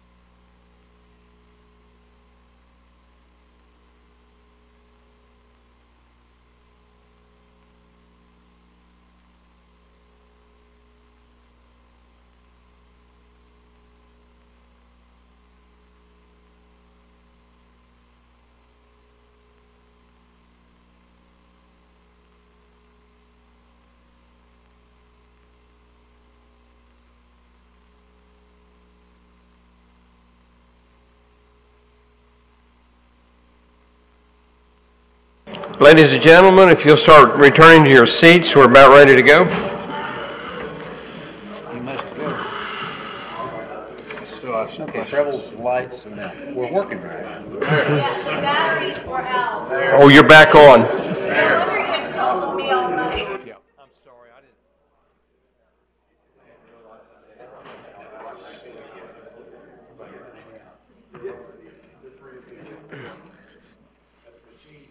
I'm telling you.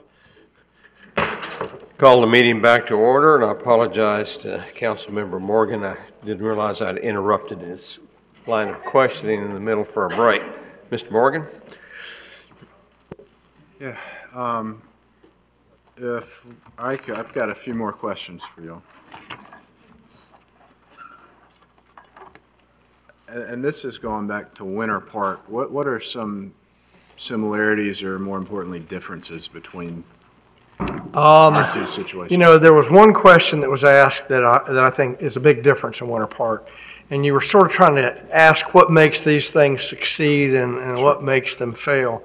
The reliability in Winter Park was dreadful. I mean, just awful. The worst performing feeders that Progress Energy had were in Winter Park, Florida. Now, you know, as a utility director, I will tell you that if you've got an overhead electric utility system, overhead wires and trees don't mix much.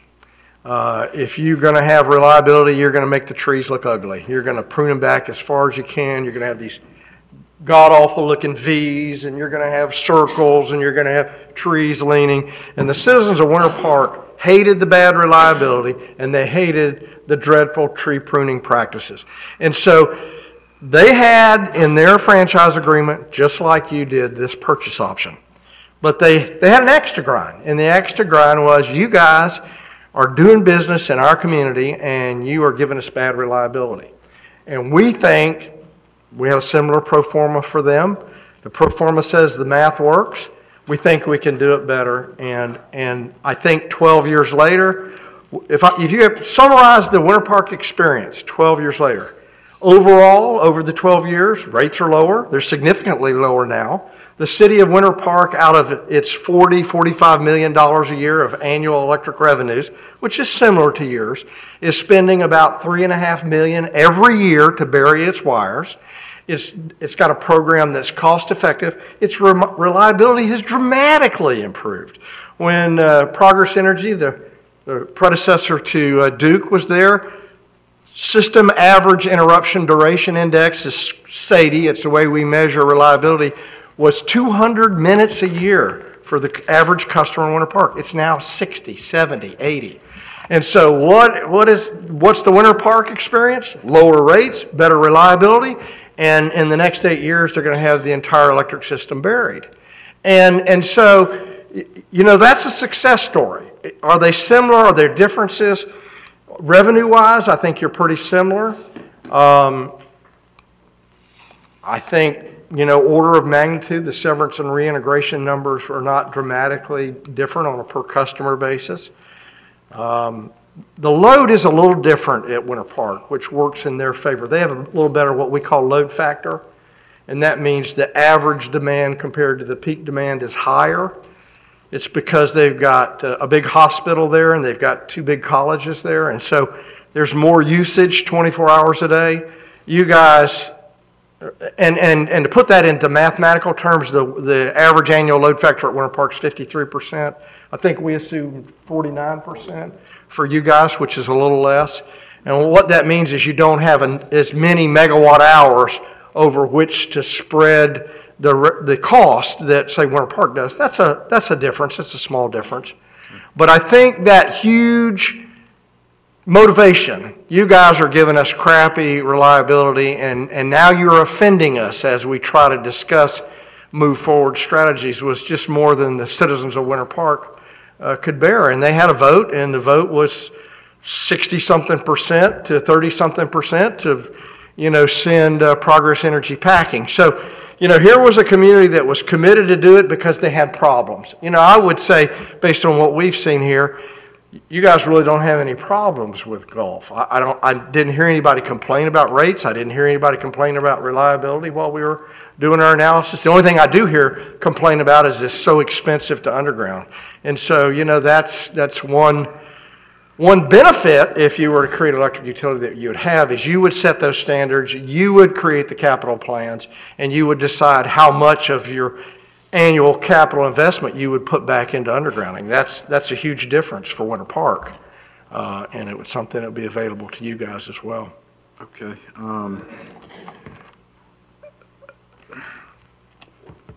One big difference I see between Winter Park, and I don't know much about the city, but I would assume they're different because we're an outlier in this regard. But we don't currently have any major utilities under our auspices.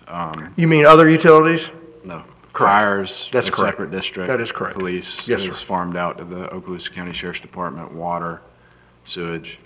Would that in any way, I mean, I would think that would affect our startup costs. Did y'all factor that into your pro forma at all, or your? We did not, except that the estimate of startup costs that we came up with, we believe is rational and doable. Actually, Bill and I were talking about it in the car on the way up here, if it were me, and you asked me to come in here and do it.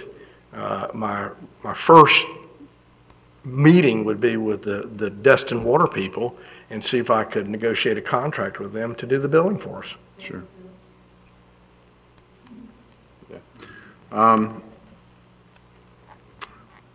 Is there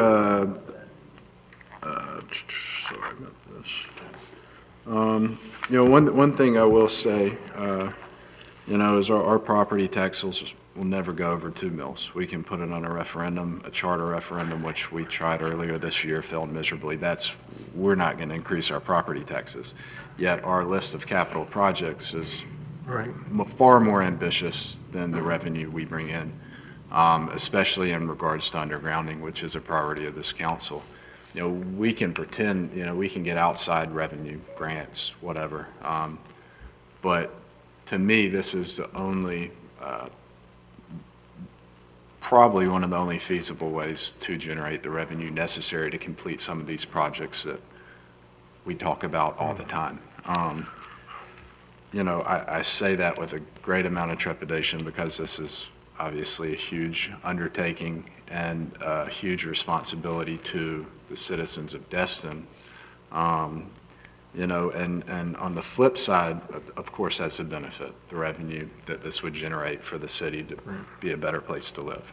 You know, we would be responsible to the people of Destin, not necessarily our shareholders and investors. And to me, that's an obvious, huge benefit of this. You know, one of the downsides, well, there's many, but one of them is we have no experience in this field, which can make things very difficult in terms of starting up. And another one is, you know, I get a lot of complaints from the public now, just about whatever, whether it's removal of trees at Destin Elementary. You know, my phone, I can get some very unpleasant phone calls. I can't imagine the phone calls when we had our power issues this summer. I can't imagine what those phone calls would be like. They can be unpleasant. They will be unpleasant because power will go out at some point. But again, you know, in y'all's report y'all did, y'all's mitigation strategies sound reasonable. I think some of them are more difficult to implement. They might not be as easy as perhaps they're spelled out in here to be. You know, we've had a hard time staffing for, you know, I'm not going to say menial jobs around here, but code enforcement, you know, planners, whatever. We've had a difficult time and we're still short-staffed. So I could only imagine the undertaking and the burden of staffing an entire, if you don't farm it out, staffing an entire well, just lineman. a little bit of Winter Park history. Winter Park made the decision right up front that they were not going to do this with city staff for some of the very same reasons that you just mentioned. And I will tell you, as a part of this process, I've been talking to O&M contractors, and I've not found any yet that said, heck no, we're not interested. They're all saying, of course we're interested. And so it's just like any other contract service. You put out a competitive solicitation, you take proposals, you take bids, and you hire somebody to come in here that knows what they're doing. And we hired a company out of California, Inco Utility Services. They brought in all the personnel, they hired the personnel, they brought in management people that were competent in the electric utility world. Actually, they came out of the investor-owned utility world in California. They brought all those people into Winter Park, and they basically created the Winter Park Electric Department. And for the 10 years that I was associated with Winter Park as a consultant and also as their director, Inco was the O&M contractor. When I retired a couple years ago from Winter Park, brought in a new guy, and the new guy within the first year began to hire his own linemen and phase out the Inco Utility Services. And so today, the only service that Inco is providing, Winter Park, is the call center, the 24-hour-a-day, 7-day-a-week call center. But all the linemen, the troublemen, and all that are now city employees. So it's been a gradual process. It took the city 11 or 12 years to get there. You guys would probably do the same thing if you were to decide to move forward. You would contract it out. Sure. You know, this summer, when you were mentioning about reliability of service, and I do think we have good reliability from Gulf Power, but again, this goes back to my concern and the enormous responsibility we would be taking on is I've lost, as a business person, I'm in the restaurant business, and I have lost a good amount of revenue over the past couple of years from power going out at night, and I don't have a generator to keep the computers running. But I have had 2 instances where my transformers have blown out and they were hit by a delivery truck, and you know, but it's been quick, fast, reliable service. And so, you know, whether or not, and I see some of the problems our city deals with staffing. Right. And so that would be my greatest concern. And so for them, it's outweighing those concerns and our shortfalls perhaps there with the obvious benefit of generating this extra revenue for our citizens in a city that will never go above 2 mils. So we'll never be able to fund some of these projects we talk about without alternative sources of funding. And this is certainly a promising one. Let me just say on the reliability, you know, you shouldn't wonder your experiences. No, the Gulf will be happy to give you, I think, on reliability statistics by feeder. And they'll tell you which feeders are mostly Destin customers, so they have that information. Sure. And you can compare it to state averages and the Gulf system average. Your reliability may be better, it may be worse, I have no idea. It's pretty clear to me that you've got your arms wrapped around the issues that you will need to consider. Sure. Yeah, it was funny as I was reading the report, you know, on the very last page, you had the risks and the mitigation strategies, and the risks that were in my mind reading the report the entire time. Right. Were the ones y'all had listed. So if we decided to move forward, what's the next logical step? And if not, it obviously dies, but if we were to move forward, how would we do it? Where would we at some near point, you would have to make the determination to move forward with arbitration. And that's, as Bill pointed out, that's stroking a fairly good-sized check. And at that point, I mean, of all the numbers that Bill has up there on that table, that's the number that, in our opinion, has some uncertainty associated with it, and that needs to be defined, and arbitration is the way you do that. You start the arbitration process, but you need some contractor or hire somebody internally to manage the process. A bunch of attorneys, they'll run away from you if you aren't careful. So Sure. Thank you. Councilmember Ramswell. Thank you, Mayor. Okay, so first off, what is a hurdle rate? It's a minimum attractive investment rate.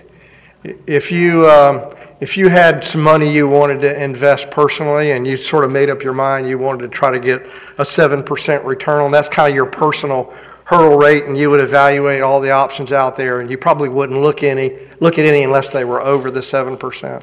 And in this case, since you're borrowing money, you know, the hurdle rate would have to be greater than the cost of borrowing the money. So we took the cost of money, 5%, and put a risk premium on there and said 6.5%.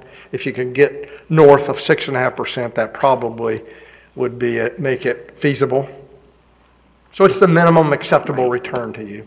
Okay. Obviously, y'all distinguish the unincorporated areas from the incorporated areas. So one of my questions is, obviously one of our goals is to annex those areas so that they are within the city of Destin. Right. How, or did you actually at any point consider what it would cost if we were to include those areas? Secondly, if you did not, how difficult would it be if we proceeded with what you had laid out for us this evening? How difficult would it be to then switch if we were to annex those areas? I think there are two answers to that question. First is sort of the obvious one. The severance and reintegration figure was $575,000, I think, for severance and reintegration issues that were, I get so turned around out here, west of the Henderson Park substation, so back toward the city. If you were to annex all of those enclaves, that number would reduce dramatically, that $575,000. So that's a simple answer to the question. But maybe the most important answer to the question is your franchise agreement only gives you the right to purchase the facilities inside the city limits, and I believe it was the city limits at the time the franchise agreement was negotiated. So most franchise agreements don't allow you the privilege of annexing and extending your right to purchase as you annex. I'm not sure about that, but I believe that's the case. Interesting. That might be something that we need to look into, especially if this agreement was entered into, in what year was it? We've annexed a couple, at least blocks and sections, so they may already be included in what was on this. Do we know? Bill clarifies. He says it's at this time. So whatever your city limits are now, when you elect if you elect to exercise your purchase rights, it's what's the city limits now. Okay, so let's say in 5 years from now, we're able to annex Kelly, which is that huge enclave north of 98 over across sort of from Henderson. Right. How difficult would it then be to renegotiate? Well, I get this. If you form it, you will have a territorial agreement. That's a separate agreement. It's all utilities, electric utilities have a territorial. They divide the territories up, and that freezes them. You can't serve in their territory. They can't serve in yours. In this case, your territories will be the city limits. Basically, you won't get those customers without paying Gulf, if they would even agree to, more than the customers are worth. That's the only way you'd ever pick up those customers. Okay. This is probably a good time for a Winter Park anecdote. I mentioned in my presentation with severance and reintegration that we did a customer swap because there was an area across town from Progress's substation and we required an expensive feeder over there to serve those customers. So we swapped one block of customers on the west side for these customers over on the east side. And those customers today, those citizens, are not happy with the city of Winter Park. They're paying higher rates. They're not on the plan to get underground wires. And we've approached now Duke to see if we can negotiate the acquisition of those customers, and they'll have no part of it. So, my guess is you would encounter the same thing. And you don't blame them. When you're in the business of selling electricity to retail customers, unless you have some burning need to serve customers, the answer is always going to be no. Right, okay. So one of the things that I was thinking about as well is the fact that if we don't own the big transmission. High voltage lines, right? Yes. When there is an outage to those lines, it would obviously affect the feeders that feed from it. So is that an erroneous assumption? No, you're absolutely correct. Okay. If you had a hurricane rip through here and took down a significant part of Gulf's transmission, you're going to be in the dark until those transmission lines are rebuilt.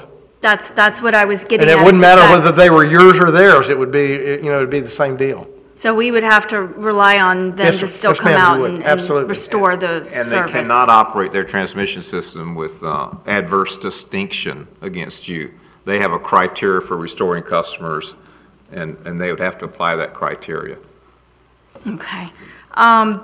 One of the things, obviously, that we've hit on this evening is the undergrounding of the utilities being something that is very important and highly desirable in our area.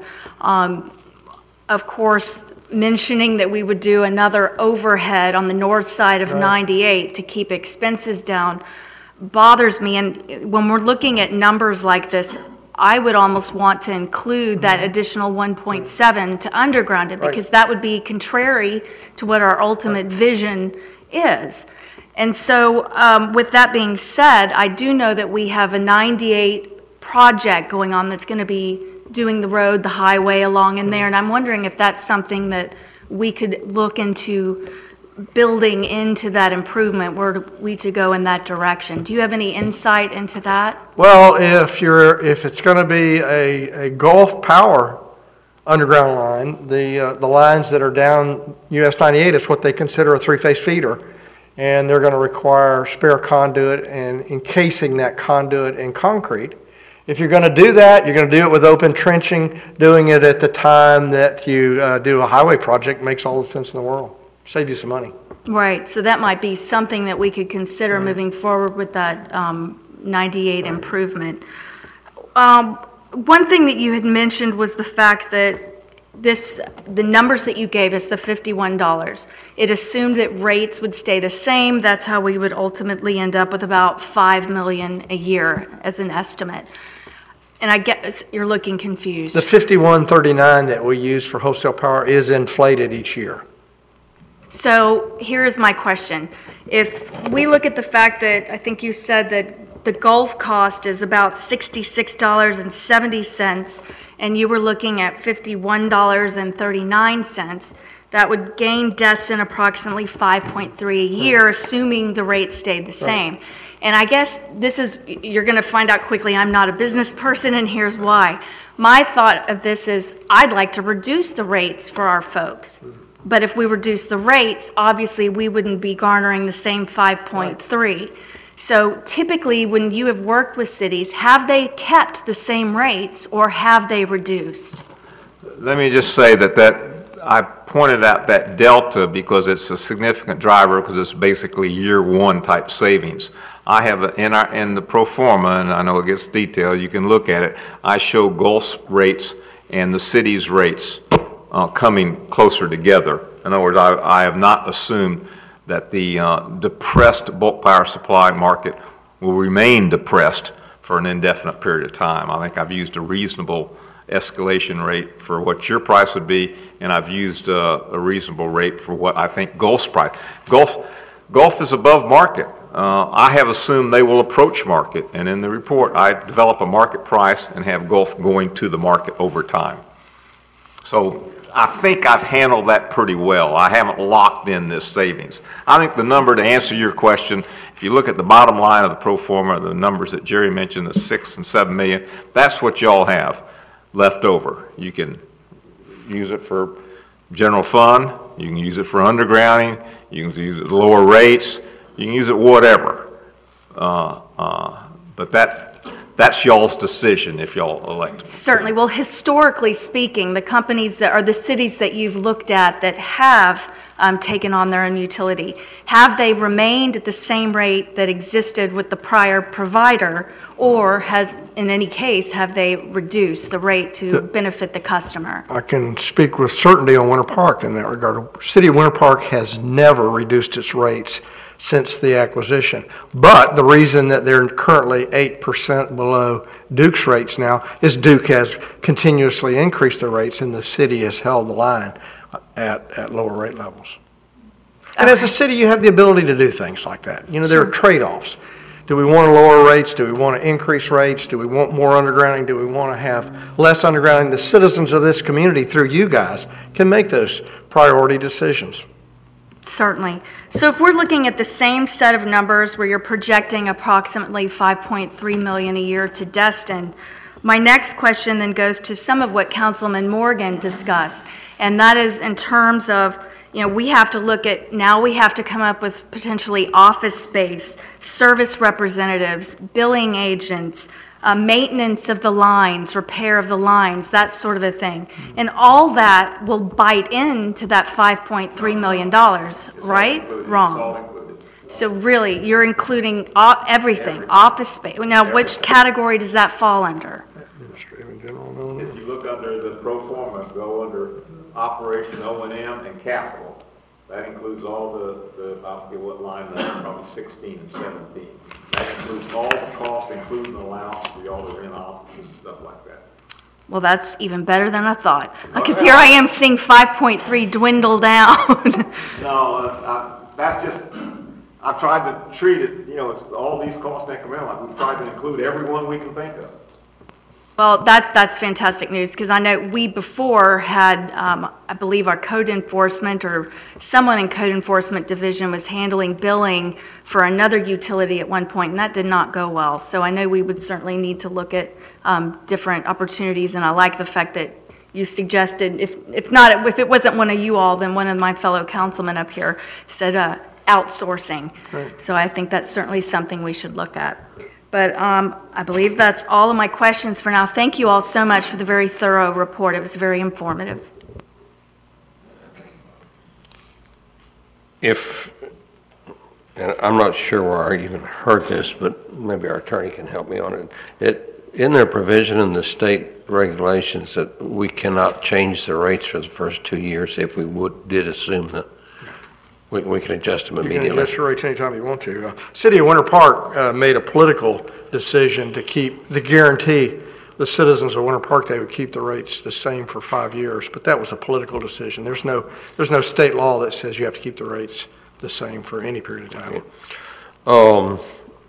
Also, if we did assume the power company and decided to farm out the operation of it, I guess it can go to any of a myriad of companies, but even there's a lot of them.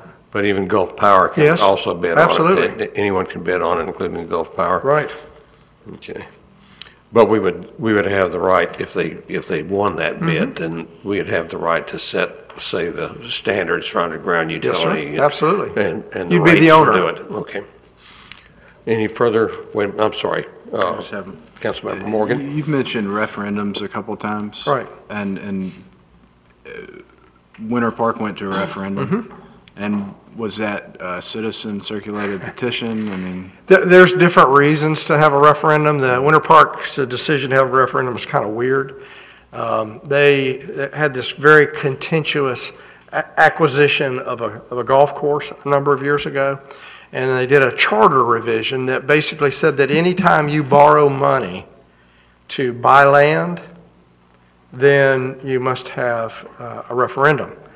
The city attorney, when they were considering this acquisition of Progress Energy's electric distribution system, opined that because there were rights of ways and easements coming with the purchase of the electric distribution system, that it was de facto a purchase of land and therefore a referendum would be required. So that's why the city of Winter Park did it. And there was another municipality. Yeah, the city of South Daytona had a referendum bill, and I don't remember why they did it. It may have just been a political decision. Obviously, you as a council, if you decided to move forward, could say, this is complicated and there's lots of pluses and minuses. Citizens, what do you think? I guess that would be one reason you might. Okay, thank you. Councilmember Dixon. How long ago was it that is it Winter Park? I'm sorry, yes. that this was done in Winter Park? The phase that you're at now, actually the arbitration was in 2003. And between they got the arbitration decision in 2003 and the feasibility study, we updated the feasibility study with your 50.6 million. We had a concrete number, so we updated the feasibility study. Winter Park made the decision to move forward, and so from I think about September of 2003 all the way to June 1, 05 was when Winter Park started up. And in that time period was the competitive solicitation for power supply, was competitive solicitation for the O&M contractor, and all the things that had to happen, severance and reintegration engineering and all that went on between Progress Energy and the city occurred between, say, September, October, late fall of '03 and June 1st, '05. The bonds were issued and all that sort of stuff went on in that year and a half period. And so they went into business, flicked the switch, so to speak, June the 1st, 2005. And so we're now, 12 years and some months beyond that. Mr. Mayor, I know we're basically loaded up with workshops, but I would highly suggest this would deserve a workshop. So, yeah.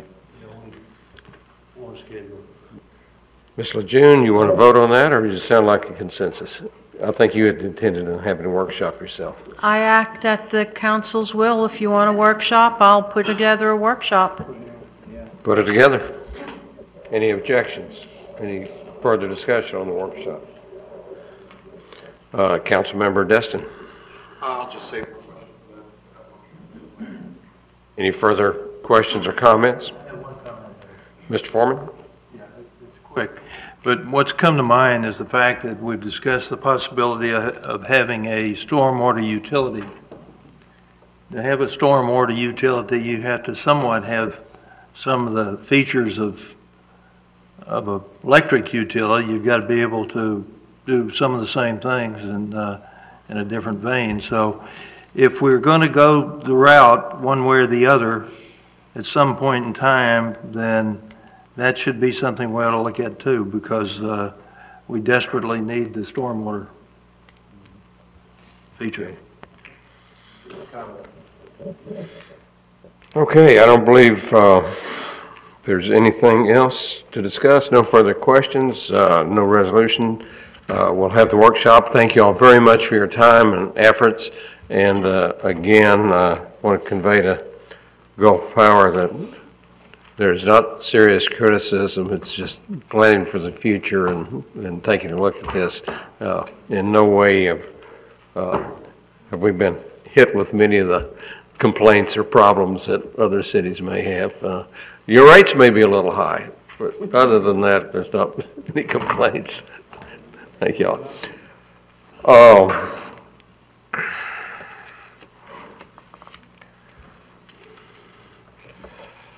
Ms. Lejeune? Yes, sir. We have our third quarter financial investment report. I'd like to turn this over to Mr. Bragg Farmer, our finance director. This is the third quarter, which ended on June 30th. As you can see by the basic premise of the report, revenue's about at the same levels that we normally, around 60 to 70% at this point. We've collected all of our ad valorem taxes pretty much for the year. There might be one more distribution after June, but for the most part, that's been collected. Expenditures this year are significantly lower, primarily because we haven't, as of June 30th, we hadn't done some inter-fund transfers from our special revenue fund, our debt service fund, and for the funding of the town center CRA. Once we do that, then what you'll see is that the expenditures will actually kind of come in line with where we normally are at this time of the year. Most of the departments, their spending, if you look on the second page, most of their spending is pretty much in line with where they normally are this time of the year. There's also a report on the two CRAs. They both collected all their revenue, and they don't have a lot of operating costs because they don't have a lot of operating needs, but they are both kind of in line with where they normally spend. There's also a report on the fund balance, as well as a report on the investment return, something that we've discussed over the last month or so. Right now, our return for the year is a net of everything is, let me see if I can find it on here. We've seen a market value loss of about 1.64%. But on the other side of that, we brought in $172,000, so we're just a little bit over probably 0.1%, 0.2% for the year. I'll just remind you that next, on the 6th at 5 o'clock, we will have a special meeting to discuss the investment of our fund balance. So that'll be something we can discuss in 2 weeks, and I'm sure Ms. Lejeune was going to bring that up prior to the end of the meeting. But if you have any questions, I'll be more than glad to answer them. If you look at something after the meeting and would like to give me a call, you're more than welcome to. Thank you.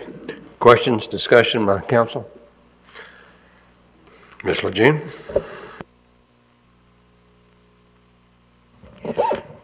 In addition to our quarterly financial report, we also provide the council a staff performance report. In this particular item, we start out with the sheriff's activity report. As you can see through the different graphs, the activity in the different areas. If you have any questions regarding that, I do have Captain Nix here that can answer those. We also have our 2017 work plan progress. That is the sheet that has all the different colors, and if you look at the key on the document, the different colors represent where staff is, whether it's something that is in progress or completed, or for some reason has been delayed. And then you have the capital project summary sheet, which gives you a synopsis of where we are on all of our capital projects. And then the very last document is one that you will recognize that I created for you, which is summarizing everything that we're currently working on. So it's kind of like at a glance, although I know it's 25 pages, it's 25 pages at a glance that shows you all of our strategic work plan items, our management in progress items, and our capital improvement items as well. So if you have any questions, I'm happy to answer at this time. Questions, discussions? Continue to announcements, I believe.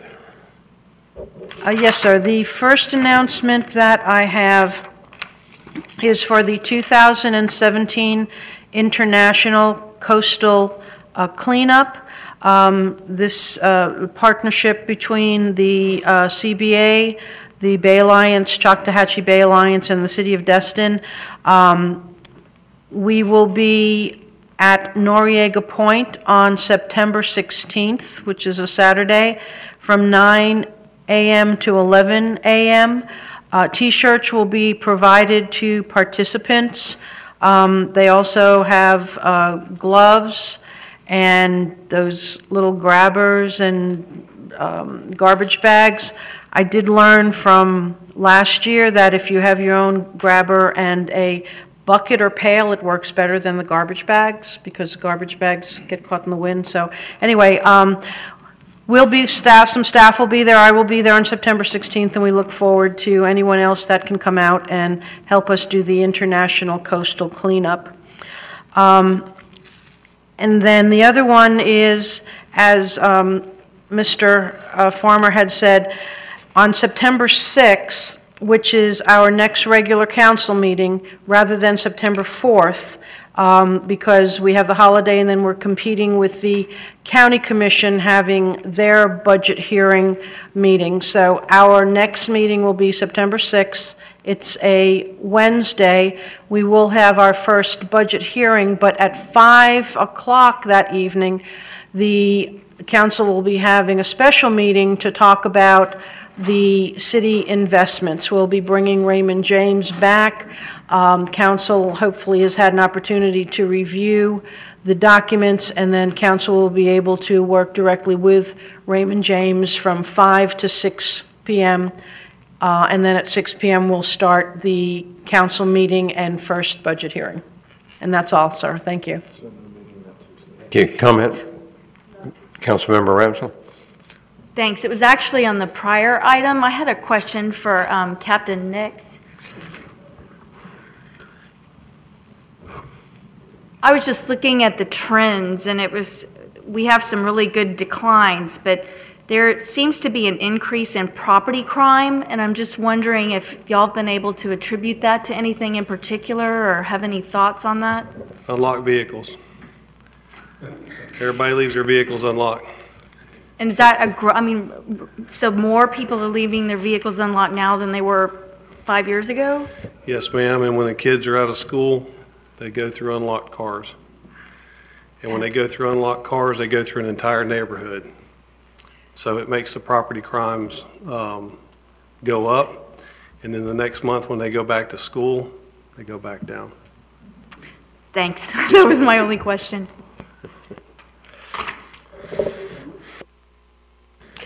We have the first reading of the ordinance 1720, excuse me, Ms. Lejeune, you finished, correct? First reading of ordinance 1724CC. Mr. Burns, would you like to read by title? Ordinance 17-24-CC, an ordinance of the City of Destin, Florida, amending Chapter 2, Article 2, relating to agencies, authorities, boards, panels, commissions, and committees, providing for amending Section 2-37, procedures for new members, providing for incorporation into the Code of Ordinances, providing for conflicting provisions, providing for authority, providing for severability, and providing for an effective date, and we're here on first reading. Mrs. Lejeune, explanation. Yes, sir. This is, we're bringing this back as staff from previous meeting where the Destin Youth Council, a young woman from Kelly Plantation came forward and wished to be appointed to the Youth Council. And after some discussion, the council had agreed that when the Youth Council reached a certain amount of resident members, that then they would allow non-resident members. In order to do that, we had to change the ordinance because the ordinance states that all committees of the city have to be filled by resident members. This excludes the Destin Youth Council from that grouping and saying they are the only one now that can accept non-resident members. And then if this passes at second reading, we will also have a resolution that will specify exactly how that membership will happen, meaning that when we reach a certain level of membership, then they'll allow so many non-residents in. Councilmember Morgan. I move for approval of proposed ordinance 17-24-CC on first reading and direct staff to bring it back for final adoption on second reading. Motion, do we have a second? Second. Have a motion, have a second. Councilmember Dixon, did you want to speak? I was going to make the motion. Okay. Councilmember Ramswell. Ms. Lejeune answered my question. I see no, oh, excuse me, Councilmember Morgan. Morgan, excuse me. I'm not that young yet. I wish I was still young like that. By doing this, are we going to go back and fix something? Because isn't that leaving it open for all our committees? No, it actually that's just what I thought I read. excludes the youth council from application. That's the way it's worded. It just accepts out that one committee from the ordinance. And so it won't impact any of the other committees. Okay. Any further discussion? Not, I call for the vote. Unanimous, yes.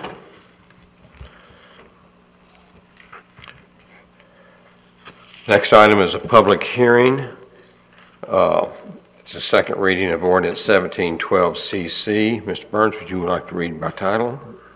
Ordinance number 17-12-CC, an ordinance of the City of Destin, Florida relating to city parks, providing for authority, providing for findings of fact, providing for amendment of Code of Ordinances, Chapter 15, Parks and Recreation, Article 2, Standards of Behavior and Operation on Public Parks, Section 15-33, Definitions, and Section 15-39, Merchandising, Advertising, and Signs, prohibiting commercial activities in city parks, providing exceptions, prohibiting the offering for barter, trade, swap, or donation of items or things in public parks, providing for incorporation into the Code of Ordinances, providing for conflicting provisions, providing for severability, and providing for an effective date. And we are here on a public hearing. So. Mrs. Lejeune, any further explanation? This is the same as the first reading. It is to prohibit any commercial activity in our parks, which also includes beaches. We are making some exceptions by restricting small wedding venues to the shores of Crystal Beach and June White Decker Park beach accesses. Both of those will be limited to 2 permitted weddings per day. allowing one in the morning and one in the evening, and photographers are exempt from having to obtain a city permit in our parks and beaches. Thank you. Is there any further discussion, comments by the audience? Any statements? Not seeing any movement. Councilmember Morgan? Yeah, I'd just like to make a few changes. I move that the City Council finally adopt proposed ordinance 17-12-CC on second reading. Second. We have a motion. We have a second. Councilmember Dixon? I was going to make the motion again, Mayor. Councilmember Marler? So we're restricting all weddings to those two areas and those two areas only, correct? Because I know that in the past, we allowed some weddings at Clem and Taylor Park. I know. That's the only heartburn I have with this whole thing, is that we're restricting it to that particular area, and the park's a beautiful place to have a wedding too, and we had a nice little gazebo out there, but anyway. I see no other discussion. I'll call for the vote.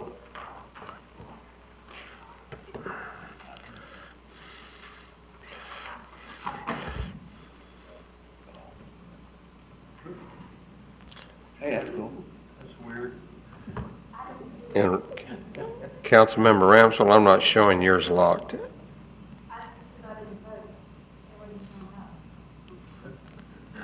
It's a unanimous yes.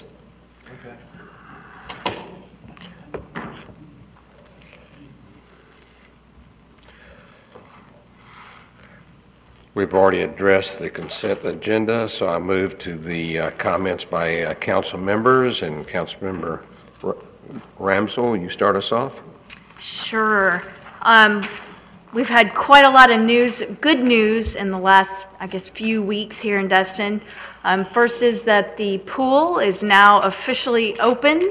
So I encourage everybody to go out and take advantage of the pool being open. The family pool, splash pad, everything in the facility is now open. So that's a wonderful hurdle, and I'm just thrilled that we were able as a community to all come together and make it happen. The other bit of good news is, and I don't know if Mr. Moody's going to speak to this a little bit later on, but the potential for Destin High School is one step closer to a reality. The chamber and the school superintendent made an announcement that they are going to be looking at sending out a ballot or placing it on something for next year to do a half-cent sales tax that would go to improvements all around the county, which would include funding for Destin High School. So just absolutely thrilled about that as well. This week I spent in Orlando with several of the other council members and mayor and city manager. Had a great time. It was wonderful to connect and network and really sort of share ideas and learn from others. And as always, it was very, very rewarding. So that's about it for tonight. Thanks. Councilmember Dixon. Nothing tonight, Mayor. Councilmember Foreman. Nothing, Mayor. Councilmember Marler. Thank you, Mayor.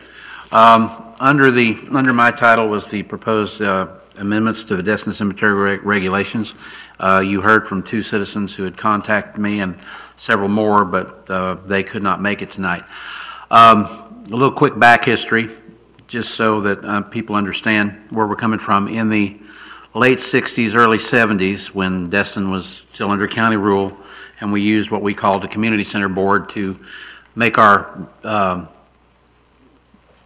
make it known to the county what we wanted to do. The cemetery board, the community center board at that time took on purchasing a piece of property to create a new cemetery. As most people know, the Marler Memorial Cemetery on Calhoun Avenue is a private cemetery owned by members of my family, but a lot of our old timers are, they still have a few plots for several old timers that are there that haven't gone over to the other side yet. So in the late 60s, early 70s, they had the gold brick purchase, which was basically just a painted brick that was gold to sell, to pick up money for the cemetery. The late Bill Burleson and his wife, who was a Destin, was one of the ones that started that idea.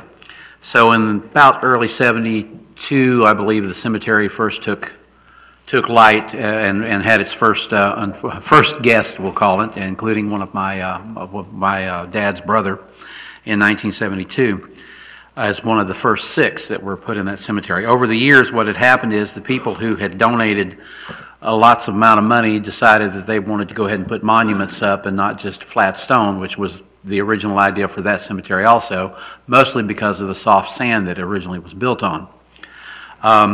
Fast forward, when we took over as a city, when we became a city and the community center board disbanded and we took over the community center properties, that included that particular cemetery, and we just kind of let it do what it wanted to do. Because if you'll notice that certain areas, there's besides the monuments, there's also curbing around several plots there also, including slabs over the top of the grave site like they had in the original cemetery. What happened is that when we purchased the land on Seibert for the annex to the cemetery that we have now, because we had pretty much sold all those out, it was decided, and I have the ordinance in front of me, this was last year, when we decided to kind of sort of restrict it to just flat stone so that the lawnmowers could go over it. What we have now, and we have that area sectioned off in various sections, and part of the ordinance when we bought that was to sell the plots in one particular section first before we went and sold plots in another section. There was a case that I'm not going to go get into where there was a situation with that, but that got solved. The basic thing is that Carrie and several of the other people that approached me, they have they want the standard monument, and I've read Mr.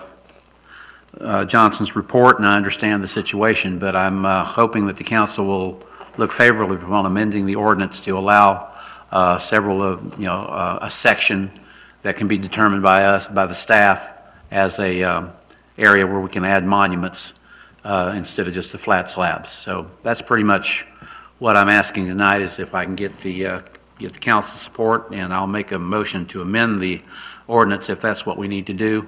But I'm open for any comments if anybody has any questions about that. I'm wondering that as we look at this, I assume the city is going to maintain these in perpetuity forever. I'm wondering if you're going to start looking at the cemetery, maybe we ought to look at the cost. I understand it's increased cost to mow around and maintain if you put monuments up or other statues or whatever, that maybe we ought to look at pricing for cemetery lots and the whole package at the cemetery, and ask Parks and Rec to come back with us with some kind of proposal. It's in the report that Mr. Johnson wrote up about the average cost, or what he estimated it would cost if we went that route. And I believe it's cordoned off in, 70-something plots, 72 plots, and how many total plots in the entire cemetery? I'm not really sure of that. 684, sir. 684. So that would help if we just had one section, and then we could go another section if needed to be. But, knowing some people like to have ornate monuments, I can understand, and I do understand the labor costs. And that was the reason that we went for the flat stones originally. But now we've gotten an outcry since there's no more plots available in the older section for that. So again, that's what I'm asking.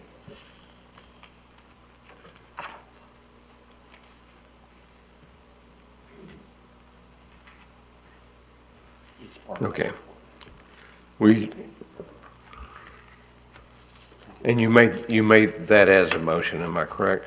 Yes, I would like to make the motion that we look into, if it's possible, if the council agrees, to amend the ordinance to allow one section determined by staff to be designated for monuments in the Phase 2 cemetery.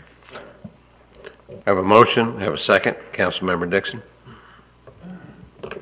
Yeah, I was just going to comment that I realize that they would have to weed eat around this stuff, but they're going to have to edge around these stones that are already there. So basically, I know they probably wouldn't have to do it every time, but I think this is just going to take a little more time, so I'm supportive of it. Councilmember Foreman.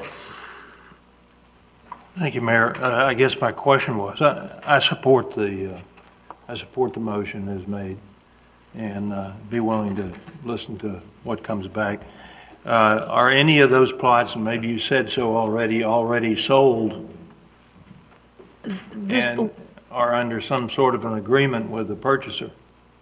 We do the plots section by section, so this would be a section where no plots had been sold yet, and we would cordon off that one section to allow headstones. Okay. Councilmember Ramswell. Thank you. I have two concerns, and one of them is, would we allow folks that already have plots in another section to trade if they wanted to? Because I could see that as something that could potentially occur. Let's say, for example, the folks that spoke earlier, I don't know if they already have plots. I can't recall from the conversation or not, but if they did, and it's the section we didn't choose because we're choosing one that hadn't been sold, anyway, you get the point. Yeah, I do know that folks are allowed to sell their plots back to the city if they're not going to use them, and then they could purchase the new plots at the higher price. Okay, and then the other thing is I think we should look at setting a standard size so that we don't end up with gigantic monuments. And I did look it up, and there are standard sizes that they show, both for single and for the double, if you're doing like a companion plot. So I would like to see that put into the ordinance as well, so that we don't end up with something monstrous. That is a very good point. Thank you. So we would look for a consensus direction from the council. Do you want us to remain in that standard size that you just talked about, or not limited at all? We just need some direction, and we can put it in. If there is a standard size, I'll amend my motion to do that, and we'll stay within a standard size monument. What I've found online is it says standard size single is 24 inches by 12 inch, elaborate is 28 by 16. And then when you look at the companions, the standard is 36 by 18, and the elaborate is 44 by 14.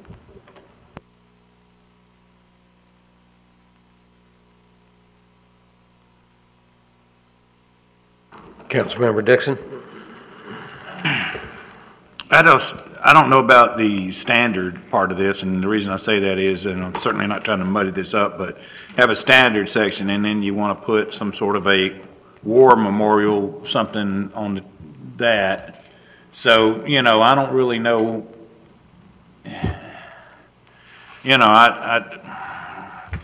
if it's rising above the ground, it doesn't matter if it rises up, to me, a foot, 2 foot, 3 foot. It really does, it's no difference in weed eating around it, I don't guess, is it? What's the difference? There's no difference. Why would we do that? Why would we even go into that?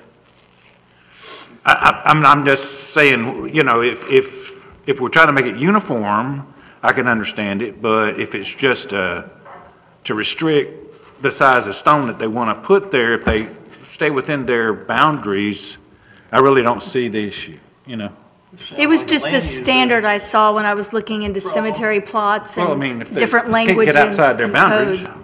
Councilman Dixon, when they come back with their rationale, they do have to provide a rationale for that, because at this point, the city's opening up to First Amendment consideration, so they have to have a basis for putting that limitation on it. So maybe it's for safety or whatnot, but because you bring up a good point, what could someone put on that gravesite? And if the city just has an arbitrary rule setting a height limit, then they could run into some First Amendment consideration. So they'll probably be able to come back with a rationale for a standard size if there is one. Okay, I just want to, that we didn't put restrictions on the old part of the cemetery, and if we're not going to do it there, then why would we do it on this one? And we're not. No, I'm talking about the old one. So staff is not advocating regulations on the stones, sir. And I don't know what rationale we would come back with if the council wants to establish, you know, certain sizes or types, like design standards. That's something we do with, you know, buildings. We are happy to put those design standards in, but we're not asking to put design standards in as staff. We're looking for direction from council. All right, well, my thinking is sometimes they want to put a small vase on top to hold flowers, and those would be not within the, you know, so I don't want to try to get into judging grave sites as far as the stones and stuff. So I would just say if we allow raised stones, we allow raised stones. If we don't, we don't. Councilmember Morgan. I've regulated a lot in the past year and a half. I never thought I'd be regulating this. But we're discussing heights about gravestones. We discuss heights on buildings, but not this. So I call the question, take a vote, ask the staff to bring us something. Has it got the height of gravestones in it? I don't care. Is it in the motion? I think it's in the motion. I think it'll be whatever the standard, the actual standard is, and that's what I was going to speak to. Having had to purchase a flat one, they only allow the width and the height of it on a flat stone or anything, depending on the size of the plot. I think what the plot is usually 6 foot by 3 foot or 4 foot or something like that, and there's a tiny space between each plot, and usually most of the people who have done that have purchased a block, which is 4 or 5. In my case, in the upper part, my family had purchased 6 in a row, and there were restrictions at that time. So I think the staff can come back with whatever the norm standard is for the size of the plot that we already have. So, but if Tuffy wants that in there, is there some restrictions already in place about gravestones? As far as the no, there's not. Okay, thank you. Yeah. All right. I'm not seeing any further discussion. I call the question.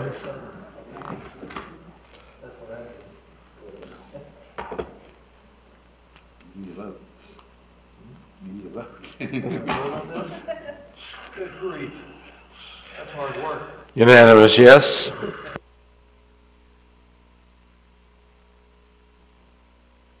Councilmember Destin. Nothing tonight, Mayor. Councilmember Morgan. I would just like to thank the chamber and the superintendent for the discussions y'all have had on the high school. It could be a really wonderful thing for the city of Destin. So thank you, and if you need our help in any way, let us know. I have no further comment. Land use attorney. I do have one quick comment. In looking at the agenda package tonight, it looks like the agenda item for the commercial activity ordinance is correct, but an older version of the ordinance was put in the packet. So I just wanted to make it clear for the record that at the last meeting on first reading, you approved the correct updated version, and I wanted to make clear for the record that that's what you intended to do tonight, and not the older version that's in with tonight's agenda packet. Would you prefer a vote on that, or is it? Did the title change? No? No. No, you don't need to do about that. Okay. I don't, no member of the council has an objection to that, do they? Mr. Burns? Nothing. I believe that concludes council's portion. Is there any comments or discussion from the audience that would like to bring forward for the good of the city? Mr. Burns?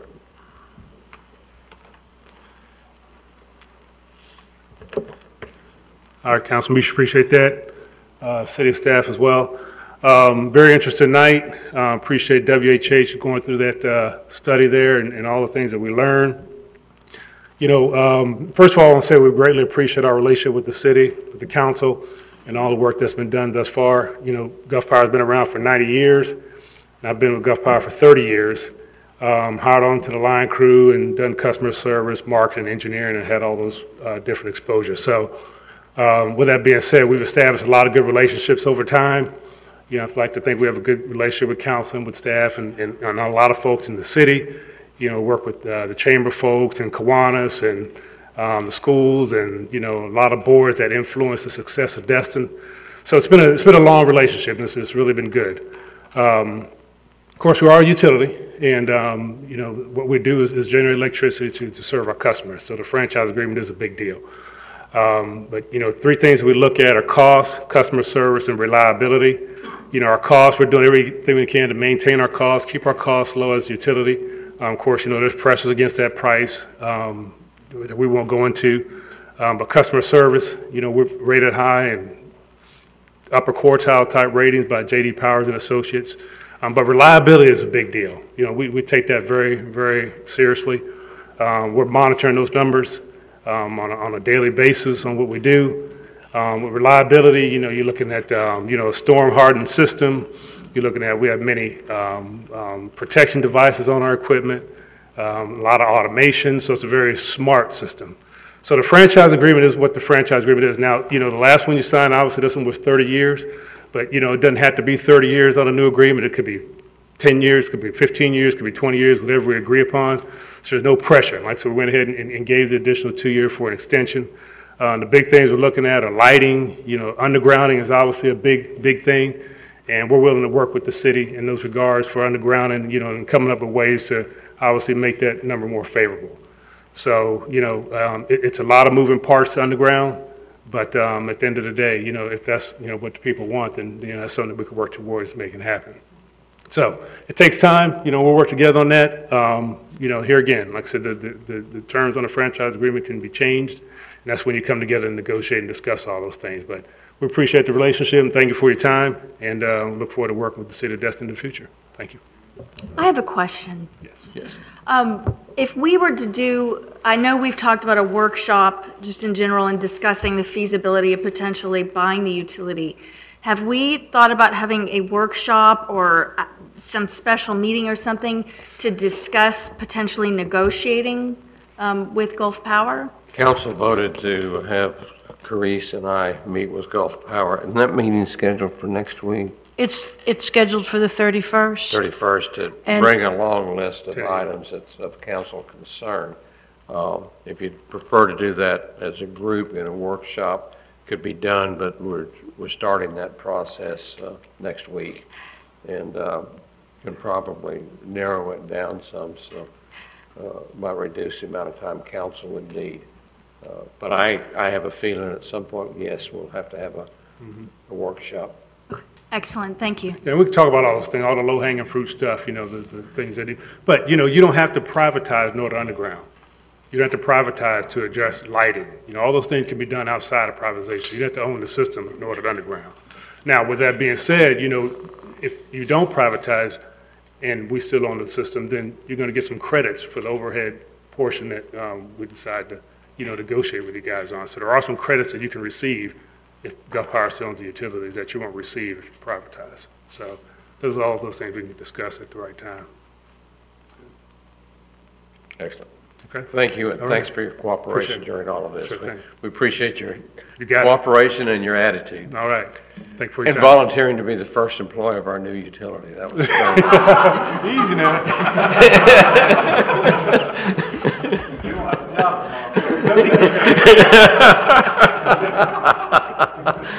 If there's no further discussion, I'll adjourn the meeting.